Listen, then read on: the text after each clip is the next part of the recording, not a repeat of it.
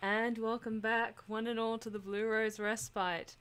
Oh, it has been far too long, my lovelies. How are all of you doing this evening? It seems that we have the wonderful Shadowfang and Lancelot in the chat joining us, early crowd. Good to see you guys. How's it going? And yes, I never get enough of that weave shit.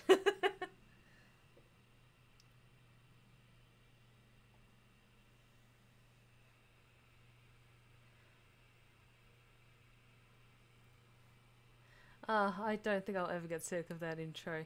It's actually really fun because I typically like the warm up while like the 5 minutes where it's please stand by. I'm trying to warm up my voice as best I can. That's alright. Like sometimes people spell my name with an F, like Stephanie, Stefanie, or something like that, because it's a shorter version. So it's all good. As long as you know what my name is, that's what matters. Oh, I missed you guys. I missed this. Oh boy. So where we last left off, we had ASHTON's story was being told, I believe. Just a second.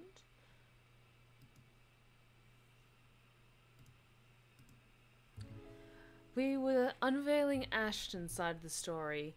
He and Isabella and Rebecca managed to make a quick escape from Isabella's apartment, closely pursued by the ghost, wherein they came to this very clean-looking Irish pub. Still have thoughts on that. And decided to try and catch a quick breath while they can, while they try to figure out what has happened to their dear friend Zackery, who is unfortunately being detained in the police precinct because of accusations of breaking and entering into the Wright estate, due to some interesting choices made. So yeah, it has been a while. Things with me have been busy, which is why I haven't been streaming as much. And this is probably going to be my last stream for a while, just because next week I'm going to be packing, the week after waiting for utilities to shift over and unpacking. Probably the week after I might get back into streaming, but again, it's a to be confirmed, considering I've got to fix up Wi-Fi. But anyway, we're here to relax and have fun, and that is for future stuff to worry about, or at least end of stream stuff to worry about. And hey, Denver, how's it going? Welcome back. Okay, good to know, Shadowfang. You call that Zach is still alive. So, let us continue ASHTON's story then, shall we? Familiar. Though before I can even clarify what he's trying to imply or gather my thoughts on the matter, Gene turns away to begin his work on the silverwares. He'll need those too, once more of his patrons come in for lunch. Slow and easy. A sharp contrast with the strained air we've been wading through for these past weeks. A fleeting moment, but I allow myself to relish, if only because of its absence lately. The way things are now, this is almost a gift. So when it all ends with the sound of my phone ringing, a sigh is all that leaves me. I placed the damn thing on low volume last night, but it does nothing to keep it quiet. I don't even know if I want to answer it right now. It has brought me nothing but one bad news after another. Thinking back about it only makes me want to chuck it into the closest trash bin I can find. Not that it'll help things, of course. Another exhale slips past my lips before I pull it out, quickly swiping over the screen without checking the caller ID. After all, the ones who will worry or fret over how awful I might sound right now are here with me. My parents never call around this hour, so chances are it's probably just the chief or Abigail. There's Zach, but he's in a position where contacting me is impossible, placed in jail by some scumbag for a crime he likely didn't commit. Shit, that's right! Last stream, it was actually really, really cathartic, because ASHTON resisted sucker punching Luke right in the face, but Isabella did throw a glass of water at him and ruin his suit, which was nice. Very nice. No use pretending what I'm not when it's anything but. Inspector Frey speaking. Good morning, sir. Sorry to bother you this early. What is this about? It's about your friend, you know. The guy I called you about yesterday, the one they got in the night before. Continue. Zackery Steele. His hesitant note does nothing to diminish the lump that has suddenly lodged itself at the base of my throat. What are the chances? What are the chances that something went wrong while I'm not looking? While I'm out here brooding, of all things. How is he? Is he doing okay? We actually have a problem, Detective Inspector. No. Hasty assumptions aren't my usual fare in my book. That shouldn't change right now. The precinct is secure. It's supposed to be. They have guards manning the station 24/7. If anything happens, all Zack has to do is shout and someone will be there for him. Even if it's a phantom going after him, he should be safe there. Should have been. Yet none of these reassurances will allay my suspicions, and whatever little thread of hope I'm hanging on to frays slowly as each second of silence passes by. As an expectation so weak, faint, I might as well let it go and prepare myself for the worst. It's a feeble attempt at optimism I will never get used to. This is out of my depth. This isn't my forte. Zach's maybe. Rebecca's too. Never mind. Hell, this is the kind of mood Isabella has always unknowingly brought with her. What her eyes often conveyed, what I've often found myself searching in her whenever I look to them. But no matter how many times I repeat any words of comfort or calming images inside my head, the hollow chill at the base of my stomach refuses to ease. Even my voice shakes when I urge Officer Renz to speak again, weak and unsteady. The only thing keeping me from stumbling when I abruptly stand is the counter's solid support behind me, the flat of my hand braced against it for leverage. Officer Renz. Renz, right? What happened? You're supposed to keep an eye on him, yeah? It's protocol. Your friend, sir, he's... Not the best boy! I think it'd be better if you just saw it yourself, sir. This isn't something you should be hearing over the phone. Chief Inspector Lee wants you to report in as well. It's about the case Luke Wright filed yesterday and... The rest never registers. Rather, my brain refuses to acknowledge any of it. Not even the possibility that this might be some terrible joke. All I can think of is the suffocating dread and the piercing noise, white and deafening, ringing in my ears despite the bar's morning hush. There is only Zack. Only the whole expanse of Lexington, separating me from the one person I still believe safe from this whole fucked up situation we found ourselves in. Wait until it's cold at least, Lancelot! Along with the voices. Vile ones. Whispers that taunt, jeer and mock. Each vague utterance, growing relentless, as I make my way out of the bar without another word to G and slide back into my car. Driving off with my body on autopilot, mind in a daze and unafraid. Utterly afraid. At this time, I have permanently lost someone in my life. The whole precinct is in an uproar. Officers moving in and out of the main work hall with rapid steps. Phones blared loudly from the comms rooms, and calls are being made from the dispatch area. The rest who have been left standing watch the whole commotion with a nervous energy. From further back, the chief's voice booms above the uproar. I'm not even shocked. He may appear like the bumbling fool on first glance, but he has kept the city safe for years. For something to happen in his jurisdiction, inside his own precinct, right under his nose, he has the right to be royally pissed. What do you mean you don't know? Don't give me that shite, Sergeant! How can one person, slip past you? You can't even keep an eye on one man! His statement gives me pause. Am I wrong? Did Zack escape somehow? I'm not condoning it, neither do I believe Zack's capable of doing, let alone thinking of it. But if that's what's happened, I'd be equally as crossed as the chief. This won't help his case. This will only complicate things with Riot and put the both of us in a tight spot. I won't be able to help him once red tape prevents me from doing so. Yet, a hint of relief still washes over me as I walk closer to my boss, mentally preparing myself for whatever reprimand he's about to dish out. What's happening, Chief? Except he merely glances at me with an inscrutable expression. Although, if I'm going to read deeper into it, I'd say it's the closest expression he can get to shooting me a pitying look. For the first time in my years on the force, I found myself wishing to hear a reprimand from him. Whatever that stare means, it can't be good. Coupled with Officer Renz's tones this morning, it does nothing to calm the uneasy feeling in me. Fuck, boss even seems relieved to see me. After the last few exchanges we've had these past 2 weeks, you'll think the man doesn't want to see me right now. About time you got in here. I got caught up in something. Sorry, Chief. What's going on? Is there a problem with Zack? He hesitates for a second, before his frown eases with a long, dragged-out exhale. I'm not sure if you can call this a problem, Frey, but I'll let you be the judge of that. Follow me.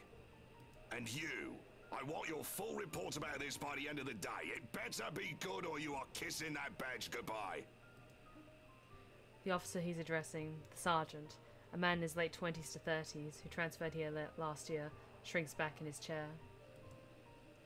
I don't quite remember his name. I've only seen him quite a number of times since I'm off and out of the precinct. But if my memory serves me right, he's the guy currently assigned to late night shift, at least until this month ends. Depending on how bad this is, he'll either be given a verbal warning, a suspension, or a dismissal. It's not a position I envy him for being in right now. Although, there's really not much time left to feel sorry for him either. As soon as Chief's done roasting the other officers behind the guy, he gestures for me to follow, straight towards the precinct's holding cells. And it's if a switch has been turned off. The moment he steps away from the small crowd, the entire main lobby goes silent. For one reason or another, it feels like everyone's simply waiting for the metaphorical hammer to fall. Even their stares, before we turn to an adjacent hallway, exude the same pitying vibe as the Chief's. All of which I might have easily ignored any other day. People here can be a bunch of gossip mongers. It's only the significant glance from Chief throws my way before pushing the door open that stops me.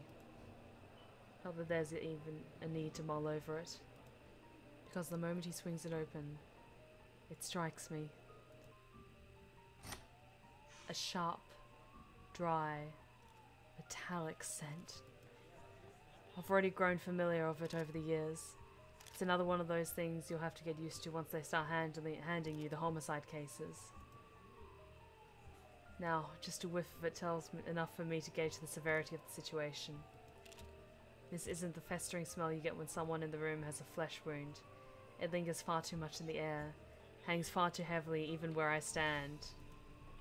No, this is what you get when someone has spilled blood all over the room. This is what you get when there's a large pool of it. This is what you get when no one bothers to clean up for a few hours, because forensic work isn't done yet. This is what you get when there's, most certainly, a dead body somewhere. I'm actually getting really fucking upset, guys! I don't want to think of the who yet. There are simply too many possibilities, too many variables unaccounted for here to form a single conclusion. However, when the Chief of Luxman Police refuses to provide answers, a chill easily fills every nerve in my body. Almost in a trance, I follow after him without asking anything or saying another word. For the first time in years, I feel like a damn rookie again. Fresh out of training, newly instated, and still in my first homicide case, except I didn't balk at the idea of seeing a dead body then. Now, as light flashes fleetingly from the far end of the hall, while CSI documents the scene and the forensics team gather evidence, the only thing my instinct tells me is to run. As far from here as possible, as if I don't have 10 years of detective work under my belt. It echoes inside my head like a mantra. It's because you did, Bliss. It's all your fault. Why won't you believe me? Over and over and over, rising and ebbing, a tidal wave of thoughts and murmurs surging and crashing against my ear. More deafening than the drum of my heartbeats and shallow gasps. Churning and heaving, till the cell finally comes into view and I am afforded a clearer look of what's inside. Oh, fucking hell! Zackery, no! The whole world stands still. In one single moment, every noise, every smell, every person in the room all ceases to matter. The second my eyes land on his prone form, there's only red. Red. Red. Red. Blood everywhere. On the floor where a copious amount of it is pooled. On the walls smeared on every crack and tile his hands can reach. On his face and shoulders, dripping from every gash and tear, flowing from the hollow gap where his eyes should have been. The custodial officer found him when they brought him breakfast. It was too late. He was already dead by that time. Some 3 to 4 hours, according to the blokes from forensics. There had been a struggle, based alone on the smear pattern left on the bars and floor, but only so much as this small cell will allow him. I can already imagine how it went down. He was likely left with no other choice, cornered, like an animal at the mercy of his killer. In this cell, there would have been no escape. The only thing he would have been able to do is shout for help. Perhaps the same plea written on the floor closest to him. Help me. Help me. Help me. Help that he didn't even get. And hey, RTA2, welcome back to the Blue Rose Respite. Perfect timing. And it calls for a whole lot of questions. Not the hows. Logic has already flown out the window from the start. She has the means to get to us. Get to all of us, walls and bars notwithstanding. That's why. The whys, though. No one heard him? Not even one from the guys on duty last night? Because Zach's not an idiot. He would have asked for help. He would have yelled. Oh, one of them did, but thought nothing of it. Then why didn't they do anything? He's just a room away! They must have assumed your friend's just asking for attention. Henry wasn't clear on the details when I questioned him about it. You've been serving in this precinct for more than a decade, though. You should be aware by now how rowdy the folks we detain here can become. Hey, Michael Awesome K, welcome back. Great to see you. Oh, God. But that's not the only problem we have here. Someone got in and out of this place without anyone noticing. Even the surveillance footage is a bust. Tech's going over it now, but I don't think we'll get anything from it. The media will have a field day when they learn of this fray. Keep it mum for now. I'll let you know because he's your... well, you deserve to know. The poor bloke's your friend, after all. I just don't want the commissioner hearing of this before I can tell him anything. Or at least, until we've figured out how the butcher got in. You think this is an inside job? What else can it be? It's either that, or we have a damn good criminal mastermind walking this city. Really, I want to say something. I want to tell him that this is what he's thinking. That all this time, the Anselm Butcher never existed. This is a curse the people of the city have been laughing up for centuries. The way things are going, we'll simply find ourselves at a dead end. Chances are, I'll just have to find an innocent chap to blame for everything, like what Wright did to Zach. A scapegoat for things they can't explain. And how am I supposed to tell anyone, let alone get them to believe my words? I'll sound like an idiot. They'll like me brush me off for the same way I've done with Isabella's warnings. In the end, clenching my fists at my sides and gritting my teeth is all I'm able to do. Zach's lifeless face stares back at me, and accusations in them, sharp and searing. An expression that etches itself deep within my mind, once the first officer waves us both out of the room. Another ghastly image I'll never be able to forget.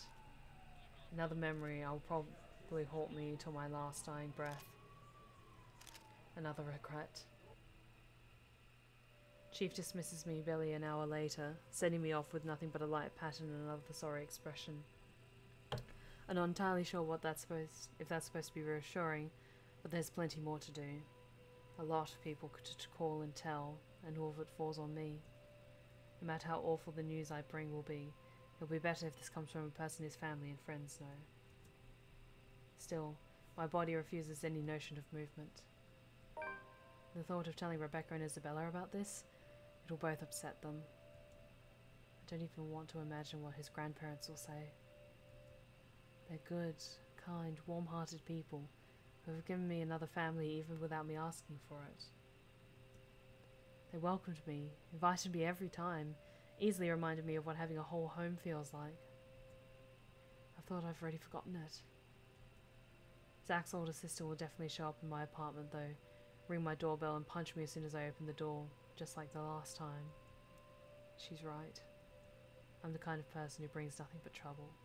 She's known all along that Zach should have stopped hanging out with me, warned him several times. Zach has often laughed her concerns off. I used to think it's because he enjoys the friendships as much as I do, despite a huge part of it going unspoken between us throughout the years. Now he's dead. I thought I had more time. I thought he'd be safe. I acted too late. And in the deafening silence of my car, the only thing I'm able to do is close my eyes, rest my forehead against the cold surface of the steering wheel and scream. Scream until my throat bleeds raw. Scream until my lungs burn. Scream until all that remains are the guilt and the tears.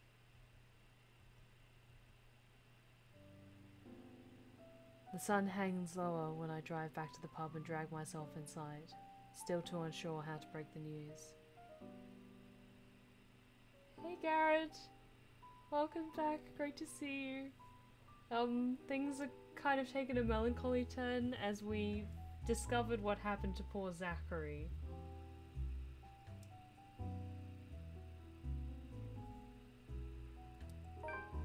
Around this time, the patrons usually start to trickle into the main lounge until it reaches a peak around midnight.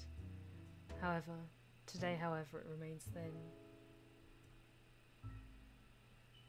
But considering what day it isn't too worrisome for the kind of business G runs. I didn't do anything. It was the spooks. They were too spooky. He's always complained about the lack of decent crowd on week start, although he doesn't really begrudge his customers for it. No one wants to start the week with a bad case of a hangover after all, even him. Which makes the concerned look he gives me come off a bit too odd. With the kind of danger we're in and after what happened to Zach, it swiftly puts me on the edge, even before I can fully process and analyze the scene in front of me. Something wrong, G? G hums, but there's an undertone of annoyance in it despite his casual and open movements. And only after he finishes wiping a tumbler and carefully settles it face down on the table does he give me an answer. The way he stares back at me honestly makes me squirm. It feels like I'm being stared down by my primary school teacher for sleeping in class again. Nothing much. Monday's still a slow day for this place. But you might want to check on your friends, kid. Okay, I didn't kill him. Technically, I left that last question in Zackery's story up to the chat. Their choice is what killed Zach. I'm sorry, guys. But this is on all our heads. Can't blame me. Looks like one of them woke up on the wrong side of the bed while you were out. Another question forms in my head along with a small, confused frown. Though before a single syllable slips past my mouth, Rebecca's irate voice rings out from some part of the main lounge. From the sound of it, it appears woke up on the wrong side of the bed is a complete understatement. Alone? You know we can't just go in there. Why did you think Ash stopped me yesterday? But we don't have any other choice, Becca! There's really no other way! We have to go there! If you'll just... Isabella, no! That doesn't sound too comforting. Once Rebecca assumes that kind of tone in an argument with Isabella, it usually ends with one of them walking out or giving the other the silent treatment. It lasts for about a week at most if it's really bad, which really isn't what we need right now. I've hoped the bad blood from this morning will simply blow over after all of us has gotten a decent rest. Turns out sleep isn't just what some of us need. Even G appears to understand it. In spite of his efforts to look as unconcerned as possible, there's a tense set on his shoulders. A nervous edge lingers in his eyes, as it occasionally flickers over where Rebecca and Isabella's voices are coming from. He doesn't want to deal with this, especially at the start of another busy week. Neither do I. Things have worked out well between them before Zack or I meddling. But the imploring gaze G directs at me leaves me no other choice. Almost feels like he's guilting me into doing something about it. Yeah, there is some overlap with character designs for some people's stories. So the Chief, G, and there's another character who we haven't encountered in this playthrough, but he's the priest.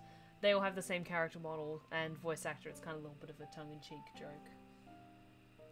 Oh god, everyone's sad. Everyone's sad. Good thing we're in a bar.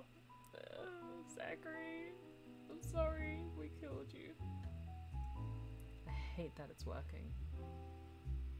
You know how I run this pub, kid. No fist fights, no cat fights, only good booze, bad puns, and off-key singing. Damn right. Go fix it before it blows up in your faces. I'd hate to throw two girls out of this place over a petty argument. It's probably not as petty as Rebecca's already shouting like that, but I give him a nod nevertheless. Sorry about this, G. He hums something under his breath for an answer and waves me off, turning away and returning to his work without another word.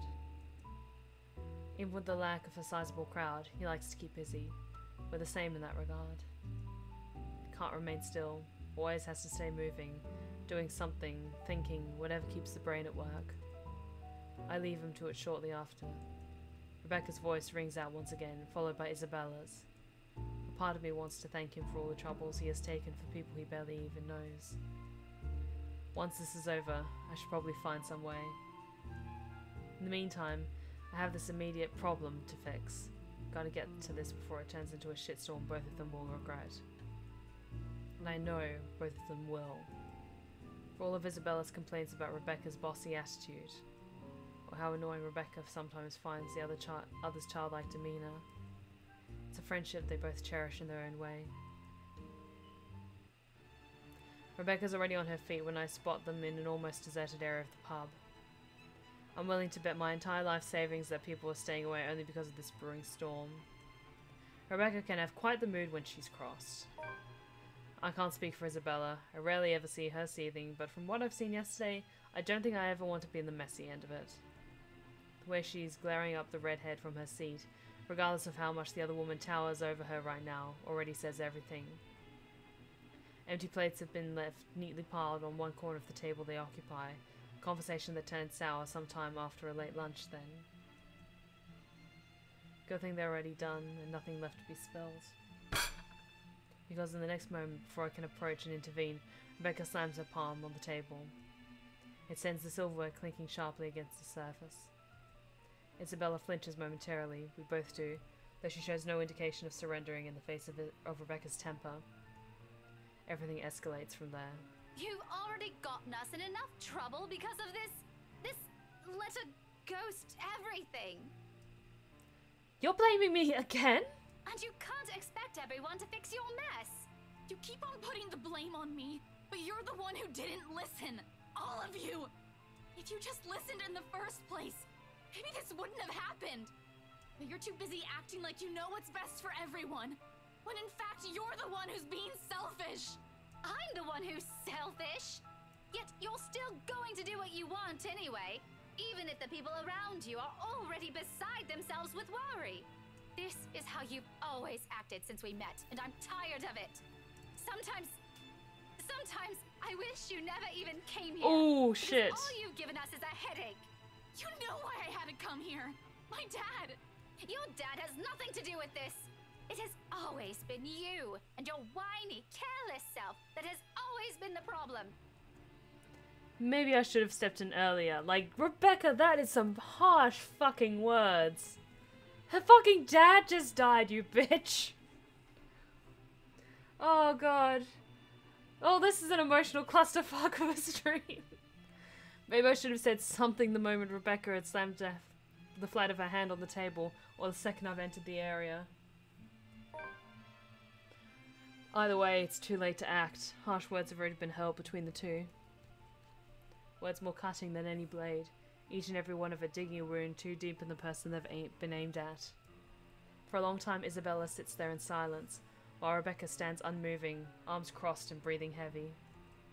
Despite the lack of words between them, they're both vibrating with anger, refusing to meet the other's eyes. Ever so slowly, the atmosphere in the room turns thick and smouldering. A strained air no one in the immediate vicinity, including me, dares to break, until the one at its center does so.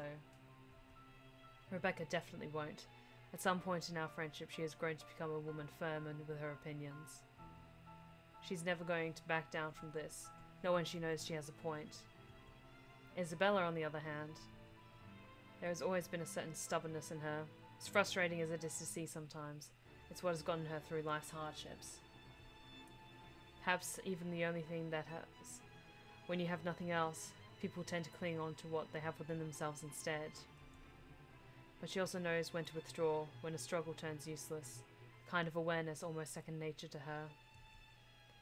When enough is enough, Isabella abruptly stands and marches towards the exit, in fast, rigid steps, away from the hurt and painful words they've left flying earlier. She bumps into me in her haste, the impact nearly knocking her off her feet. Instinct kicks in at the last moment, and I reach out for her, grabbing her arm in a steadying grip. Surprise flits across her face, an expression mirrored by Rebecca behind her. Neither of them have noticed me.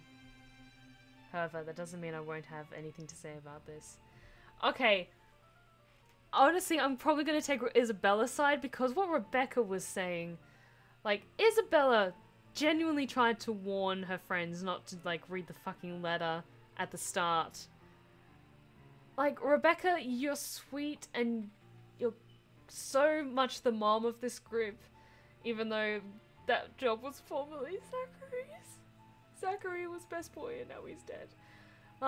But yeah, I think, honestly, take Isabella's side because what Rebecca's saying is just, like, so fucking cold. Sorry, Rebecca. You're nice, but Isabella needs someone to help her stand in her corner. You okay? Rather than answer, once her shock subsides, she merely averts her gaze and hastily wipes the tears off her cheeks, like she only noticed them in that moment. Then without another word or even meeting my eyes again, she gently brushes away my hand and runs off, leaving an awkward hush in her wake.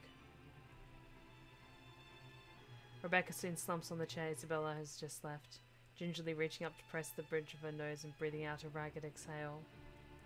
Arguments like this have always drained both her patience and energy, usually more than her rowdy students do, despite being no stranger to it.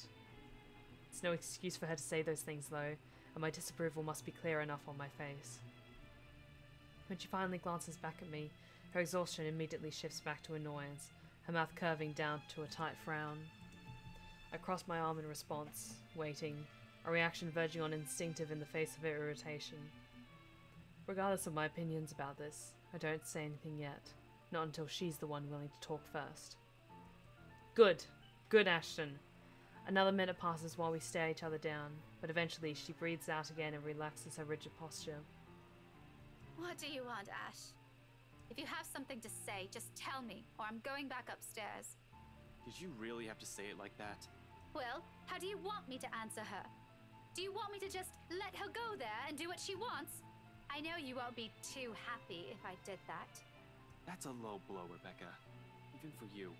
We all know she wasn't even planning on staying here this long. There was no need to bring it up if all you wanted to do was stop her. Did you even see how she's acting? She's not a child anymore. Even my students can do better. Becca, she'll listen if you'll just ask her properly. I know you mean well and you do have a point, but please be a little more thoughtful next time. Thank you, Ashton. Thank you, thank you, thank you. Go think about it for a while. Yes, cool off your hot head, Rebecca. Your heart's in the right place, honey, but fuck, you can be so blunt sometimes. Ugh. By some miracle, the whole discussion ends right there. Rebecca elects to stay silent, or at least it's how it seems when a minute or two passes and she says nothing. A rare occurrence when she almost always has something on her mind.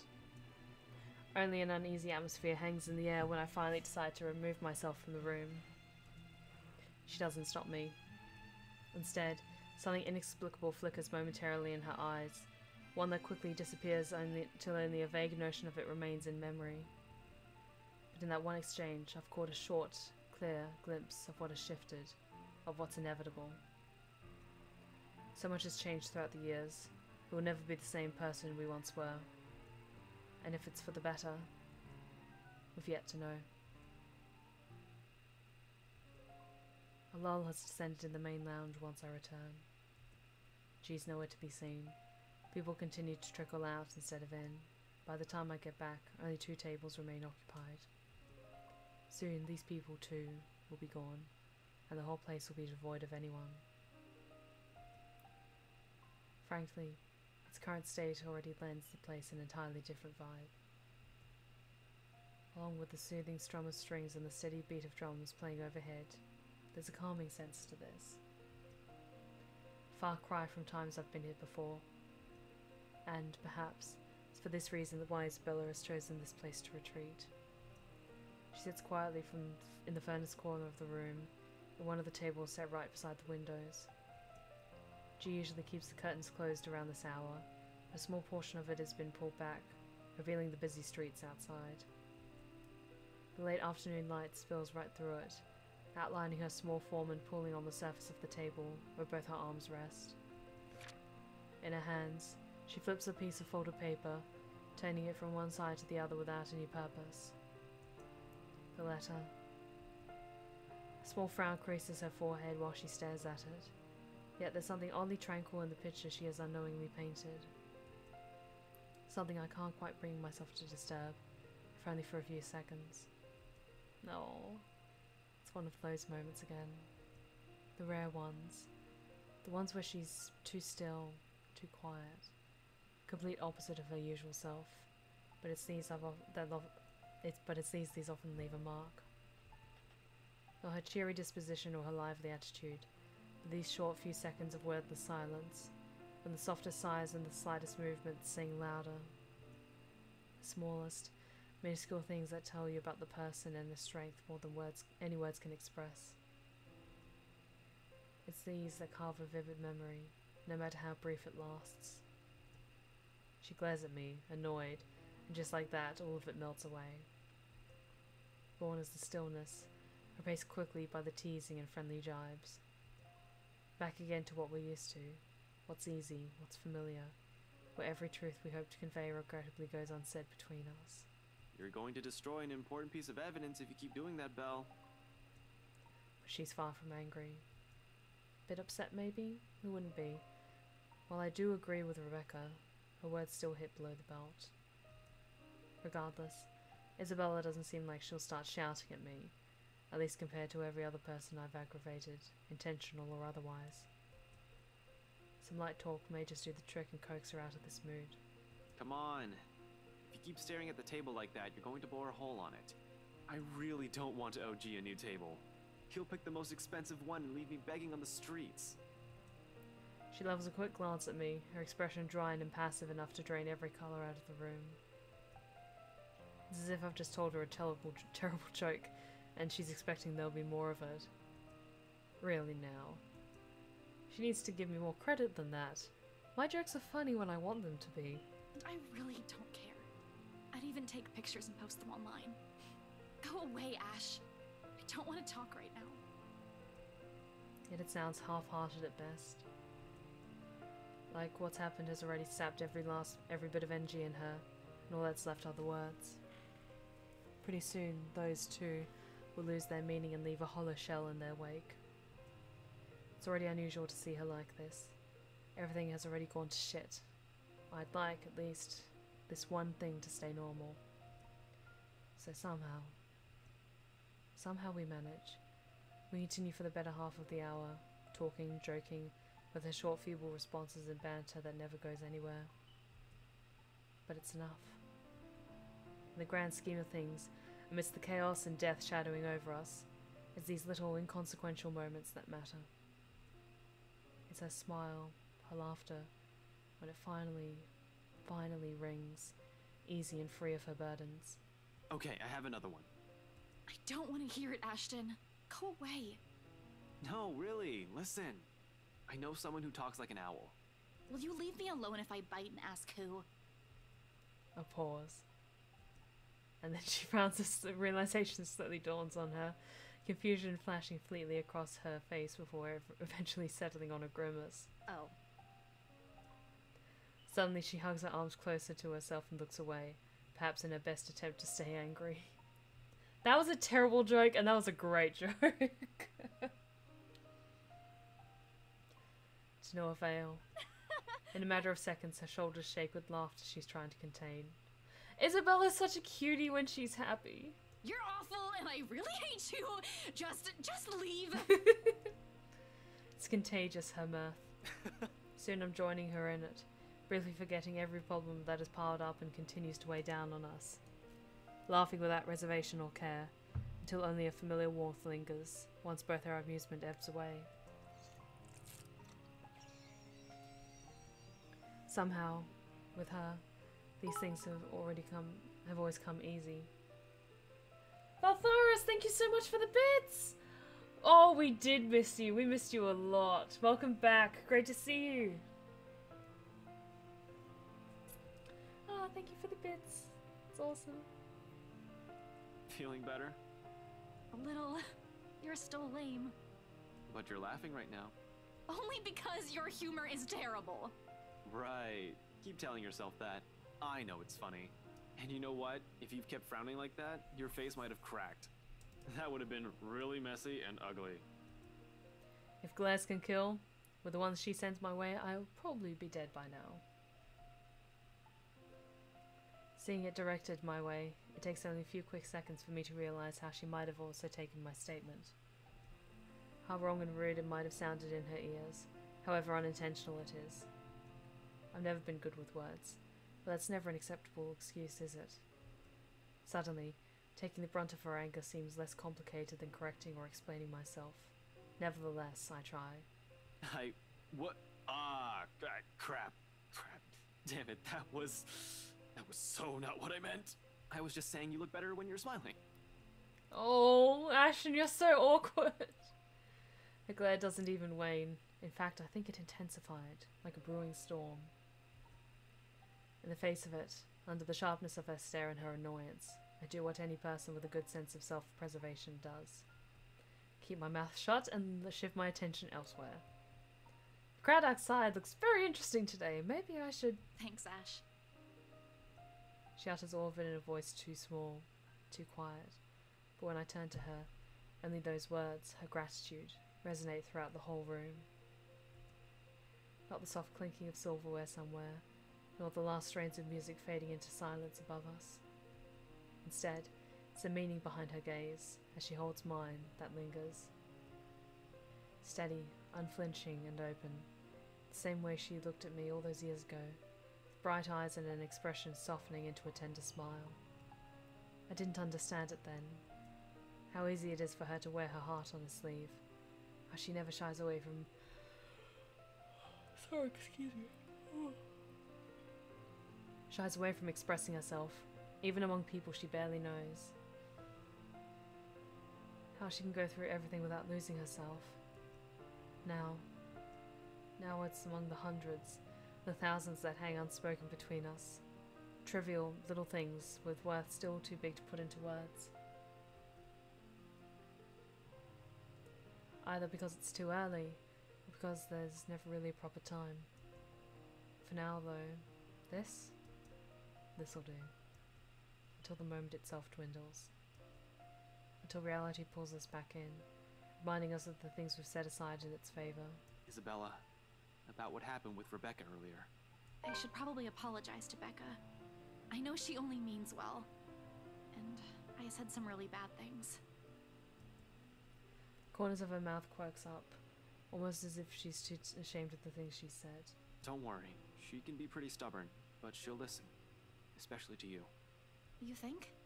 You're one of the few people she likes. She won't stay angry for long, I can vouch for it. She has a point, though. Isabella freezes. In an instant, the pleasant air around us dissipates. She shifts her attention back to her hands again, both clenched so tightly that her knuckles visibly pale. I know, Ash. I just thought we'd find something in there. That if I go back, we'll get the answers we need. I found the letter there, so maybe, right? It's not that I don't agree with her. Hell, I've been considering the same thing. It's the only lead we have, after all. But Rebecca also has a point I will always agree with. No matter how desperate I am, it's not going to be a simple walk in the park. Who knows what we might find in there? If she comes with me, I won't be able to guarantee her safety. She'll be in even greater danger. Hence, alone. There's a need to go back to that accursed place. I'm doing it on my own. Whether or not the rest of them agree that this plan is inconsequential. Split the party! That always works! Their well-being is my top priority. I'm not just about to drag them in there with me. So, I tell her as much, despite the determination and desperation in her eyes. Anything to keep her safe. Oof.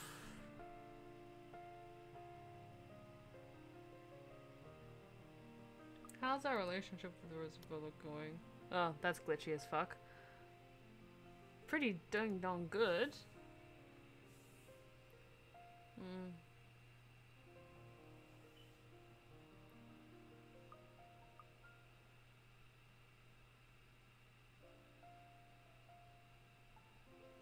That sounds like a little bit more forceful. I think just that sounds more like he's just genuinely worried.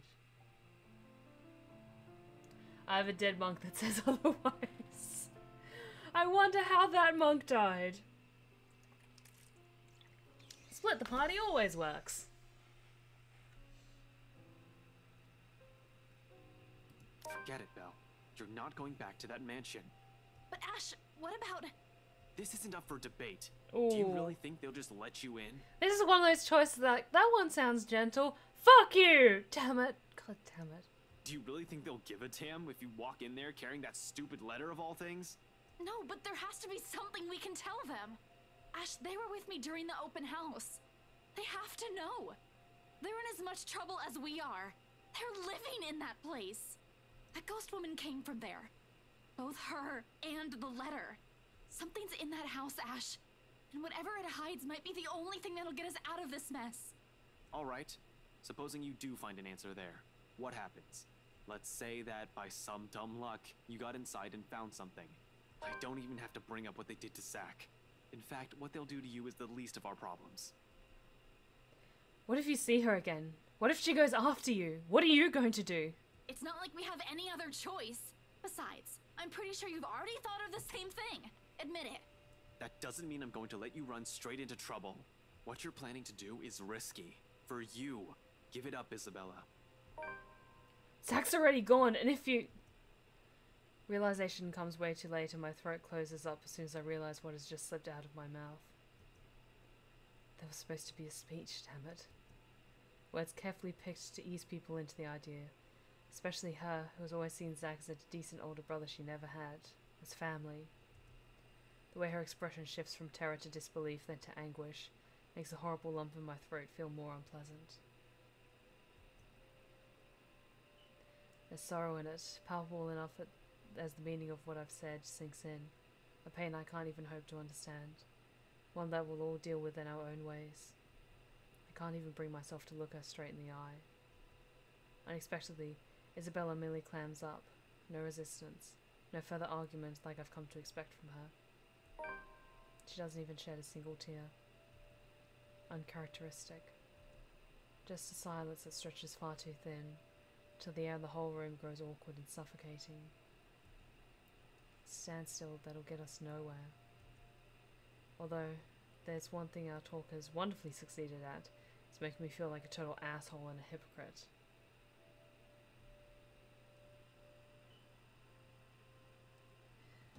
Yeah, I agree, like, that was harsh, like, of Ashton to kind of just blurt out, but Becca was, like, just twisting the knife, like, 'cause it felt like she really just wanted to hurt Isabella and, like, shut her down as much as she could. Whereas Ash is just kind of like an accidental slip of the tongue, and because he's worried about the girl that he really cares about. And I am considering my plans tonight. Sure, I can tell her, but what good would it do? I do intend to tell G before leaving tonight. He has to know if he's going to be keeping an eye on them for me. One person is already enough, however. Hell, simply letting someone in on the plan makes me iffy. Broadening that circle and revealing too much would just cause another pointless concern. But someone has to be aware, at least of where I'm heading off to, in case things don't pan out. Expect the worst, even if I've only intended to do a quick survey of the place. In my own words, risky. Isabella doesn't need to be burdened with the worry my entire scheme entails. I like to think that yes, to some extent, she understands. Even if she does not entirely agree with me, the dilemma's clear in her. Otherwise, her scowl wouldn't have deeper set to it, her lips wouldn't be pressed in a thin line, or her hand would no longer be balled into fists. She would have pushed that argument. If she doesn't, and I know she has no lack of things to say. Maybe it's because she has already heard the same thing from Rebecca. Maybe my words have made her come to her senses. Either way, it's best that we simply leave it here for now. I've already said enough. I stand up as soon as footsteps shuffle from the next room, its cadence slow and hesitant. Shortly Rebecca comes into view, clutching her hands firmly in front of her and sporting the same uncertainty in her face. She casts me a cursory look, then shifts a nervous one to Isabella, who studies her with an almost hopeful gleam in her eye. Their fights never did last long. Belle, can we talk? Alone? Her interruption could not have come sooner, and I'm all the more glad for it. Whatever kind of friendship I share with these two, this remains something for only the two of them, much like my own with Zack. I'm the outsider. They don't need me here. It's all the reason I need. Muttering an excuse, I beat a hasty exit out of the main lounge and leave them to mend things on their own. Before Isabella can say what she's been mulling over. For the last imploring glance she directs my way forces me to change my mind. It's another lasting image that firmly etches itself in my memory, one that spurs the conscience, among other things. I just hope I won't regret what I've chosen for myself tonight. Someone's going back to the mansion. Galway Shaw's Monday night crowd, although small and barely occupies a quarter of the whole pub, provides ample enough cover for anyone who wishes to leave the place unnoticed. Just exactly what I need tonight. The lively music and chatter, slipping out, mostly unseen, becomes a piece of cake. Without much trouble, soon enough, I find myself standing outside, under the chilly Luxburn night. A gust of wind picks up shortly after I step out, carrying the telltale smell of an impending rain. I'll give it about an hour or two before it starts. From the looks of it, tonight will be another downpour, maybe even stronger than the one we've had this morning. On instinct, I hunch further into my jacket, hugging its thick material closer to my body, while I weave my way through the lines of empty cars in the parking lot. Oh, sorry. Talking so much means I don't breathe as frequently, and then for lack of oxygen to the brain, like why I'm flopping so much. Bleh. The letter crinkles in my pockets with each step I take, though I pay it no mind as I hurry towards my car. Sticky fingers. I've nicked it minutes ago from Isabella's belongings on my way out. If this is all connected, I need the stamped piece of paper with me. However, ridiculous it sounds, quite sure it won't be missed either, but I can't waste time here and wait for her to find out, can I? 4 hours is all I'm giving myself to get this done. Regardless of how generous that is, each second's just as important as the next. So I hurry, one footstep over the other, echoing, as I make a beeline for my car. But as with every plan, problems crop up at the last second. It's practically a universal rule. And it does. In the form of a lone figure waiting for me next to my car. Hey, Becca? Rebecca turns just as I near, the corners of her mouth twitching up into a wry smile. She offers no greeting except for a slight tilt of her head. Even as my pace slows and I look at her with all the unvoiced questions in my eyes, she remains wordless. merely throwing her head back and shifting her attention up at the starless sky when I come to stand beside her. Another gust of wind blows as she breathes out a sigh, weary, thick with something close to resignation. The breeze carries all of it away, while she hugs her arms closer to herself to keep warm, which raises the question why she's out here. The air's already heavy with the promise of rain, with clouds obscuring the view. There's really nothing left to look at but dark blanket of nothingness. Still, she stands here as if she's intentionally waiting for everything to fall. That, or she's here for some other reason. But before I can voice a single word, express a disapproval of any kind, she raises a halting hand at me, sharply cutting off the rest of my question. I'm not here to stop you, wherever it is you're planning to go off tonight. I won't be able to anyway. You look like you've already made up your mind. Go back inside. It's going to rain soon. It'll probably be even heavier than the downpour we had this morning. You wouldn't want to be caught in it. I will, in a moment. I just want to stay out here a bit for some air, away from the noise inside. Everything's been so chaotic these days. This little break is nice, even if it means standing in the middle of a parking lot, of all places. Getting out of this mess would definitely be better, but hey, you take what you can get, right? It'll be over soon. I agree, Jennifer. If it just like cuts to like Rebecca in the backseat of Shirley's, oh god, that would be like long-term crush taken to the next level. The confidence in my own words surprises even me. Also, I'm surprised I remember the name of ASHTON's car. Oh my god, like, how much time have I spent playing this game? How do I know? How am I so sure? When, in truth, what I'm about to do is a last-ditch effort. If this fails, if I don't find anything, we're back to square one. It's the last lead I have. After this, we had nothing else to go off from. Regardless, it seems to amuse her, and her laughter soon sounds above the murmur of the distant traffic and the light draft sweeping around us. How I wish. I'll be content as long as she stops showing up in my mind whenever I close my eyes. I think that may take some time. The brain doesn't easily forget trauma. I can try. But, you know, it also did a lot to us. Tell me about it. The back of my head's still smarting from my fall last night. Not that kind. I'm talking about us. As people. I hate to admit it, but this whole deal with the ghost, with the curse, it also brought out an ugly side to us. To all of us. I think this might be a confession coming up, I agree.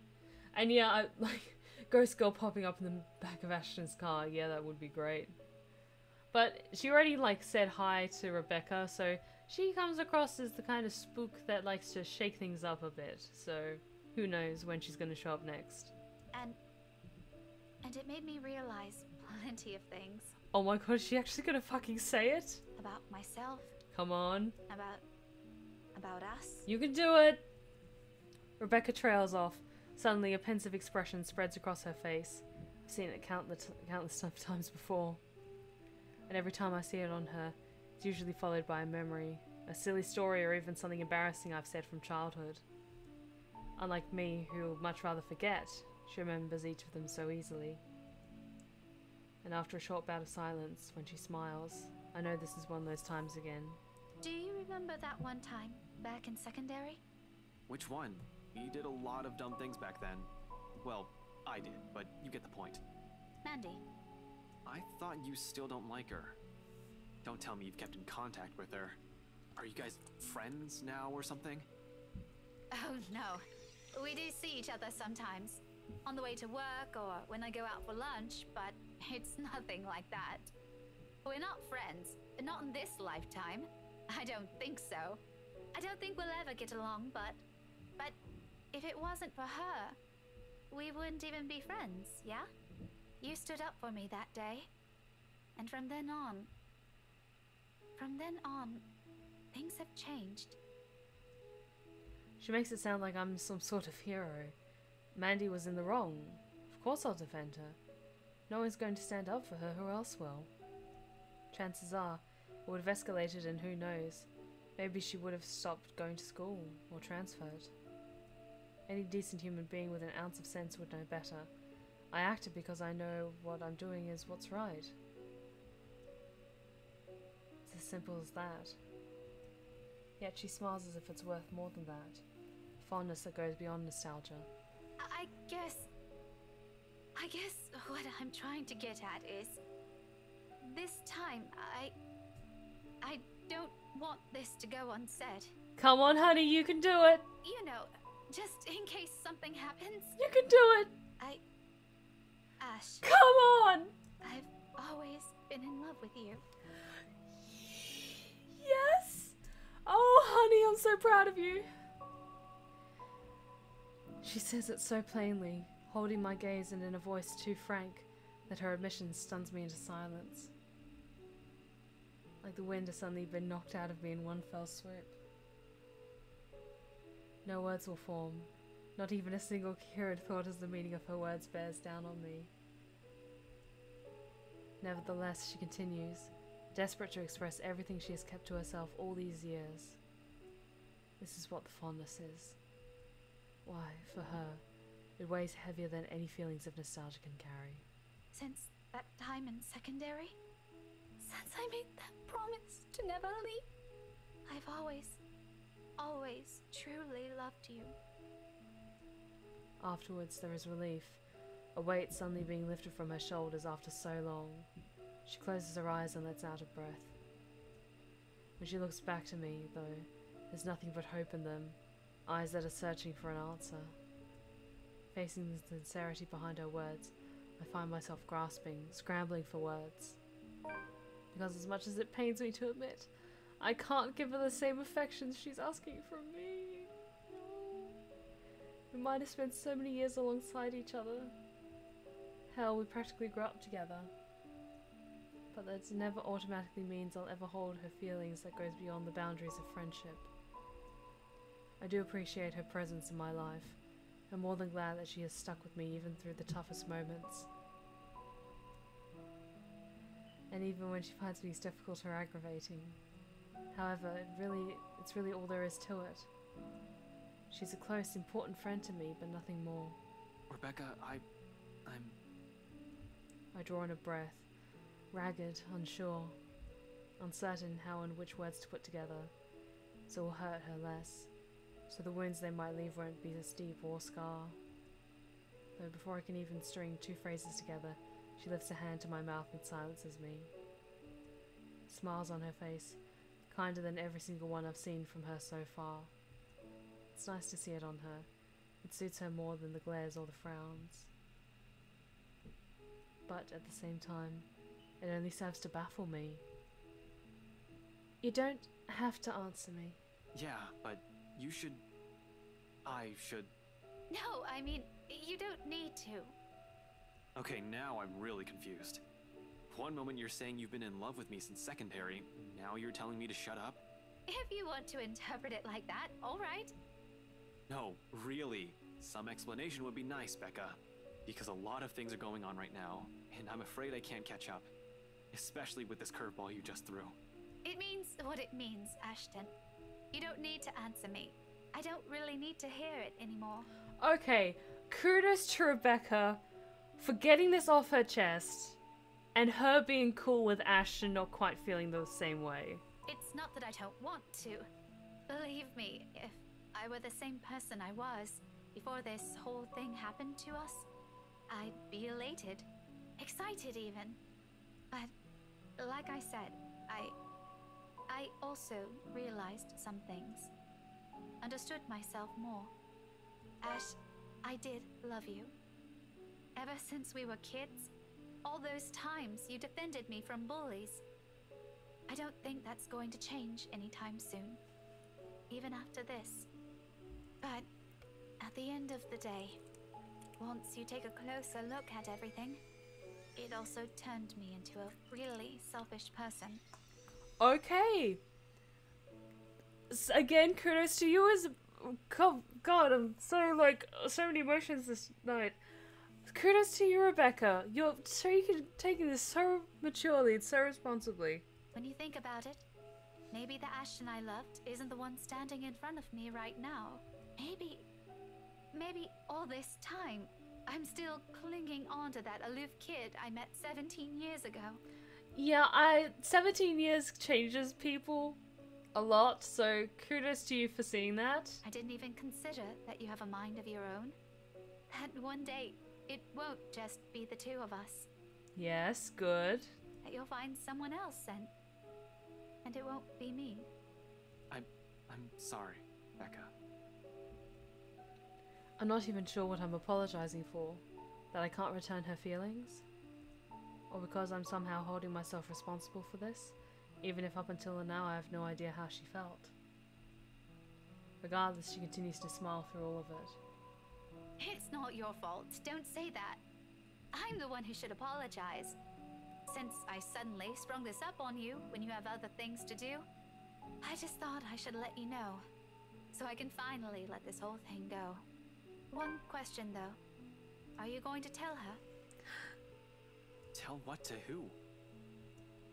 I pause, frowning, a brief moment of doubt, while I try to figure out what she's talking about all of a sudden. When it finally sinks in though, my bewilderment hastily gives way to utter embarrassment. Oh, shit. Heat abruptly crawls up my face, no matter my efforts to keep it down. In the end, I can only look away from her, afraid of what else she'll see in it. Did you really think no one would notice? Was it that obvious? It was surprisingly easy to tell, but that was probably because I've known you longer than anyone. Fuck, who else knows? I think Zach suspects. Shit. You're embarrassingly lame when you're trying too hard. It's almost painful to watch. Don't worry. With your terrible way of flirting, and knowing her, I'm quite sure Belle has no idea, even now. Not even a clue. Harsh, Rebecca. Really harsh. I could use a vote of confidence, you know. She laughs, loud, the kind that's free of any burden, ringing above the wind slowly picking up as the storm clouds approach. With it, however, the awkward atmosphere lifts at last. There's only the camaraderie we've shared since meeting in that classroom 17 years ago. I'm serious though. Tell her. And if you ever make her cry, I'll hit you with every damn history book I have on my shelf. Clear? Okay, Becca, you're amazing. You are an amazing human being. You're responsible, you're mature, you come off a little bit strong when you're angry, but still you are a fucking mature adult. Even after not having your feelings returned, you encourage the person that you love to pursue the person they love. So, I want everyone to give a round of applause for Rebecca because she is one of the best characters in this game. Oh god, Rebecca, I aspire to be as strong as you one day. Also, she pulled no punches in smacking Luke right in the face with a book. So, extra kudos to you. Noted, ma'am. Anyway, thanks for hearing me out. I won't keep you long. I know you have things to do. Just promise me you'll be careful, alright? Hey, Fallout kids, how's it going? Welcome back. Great to see you again. She doesn't wait for an answer. Instead, she gives me a push, with a force only heavy enough to throw me off balance.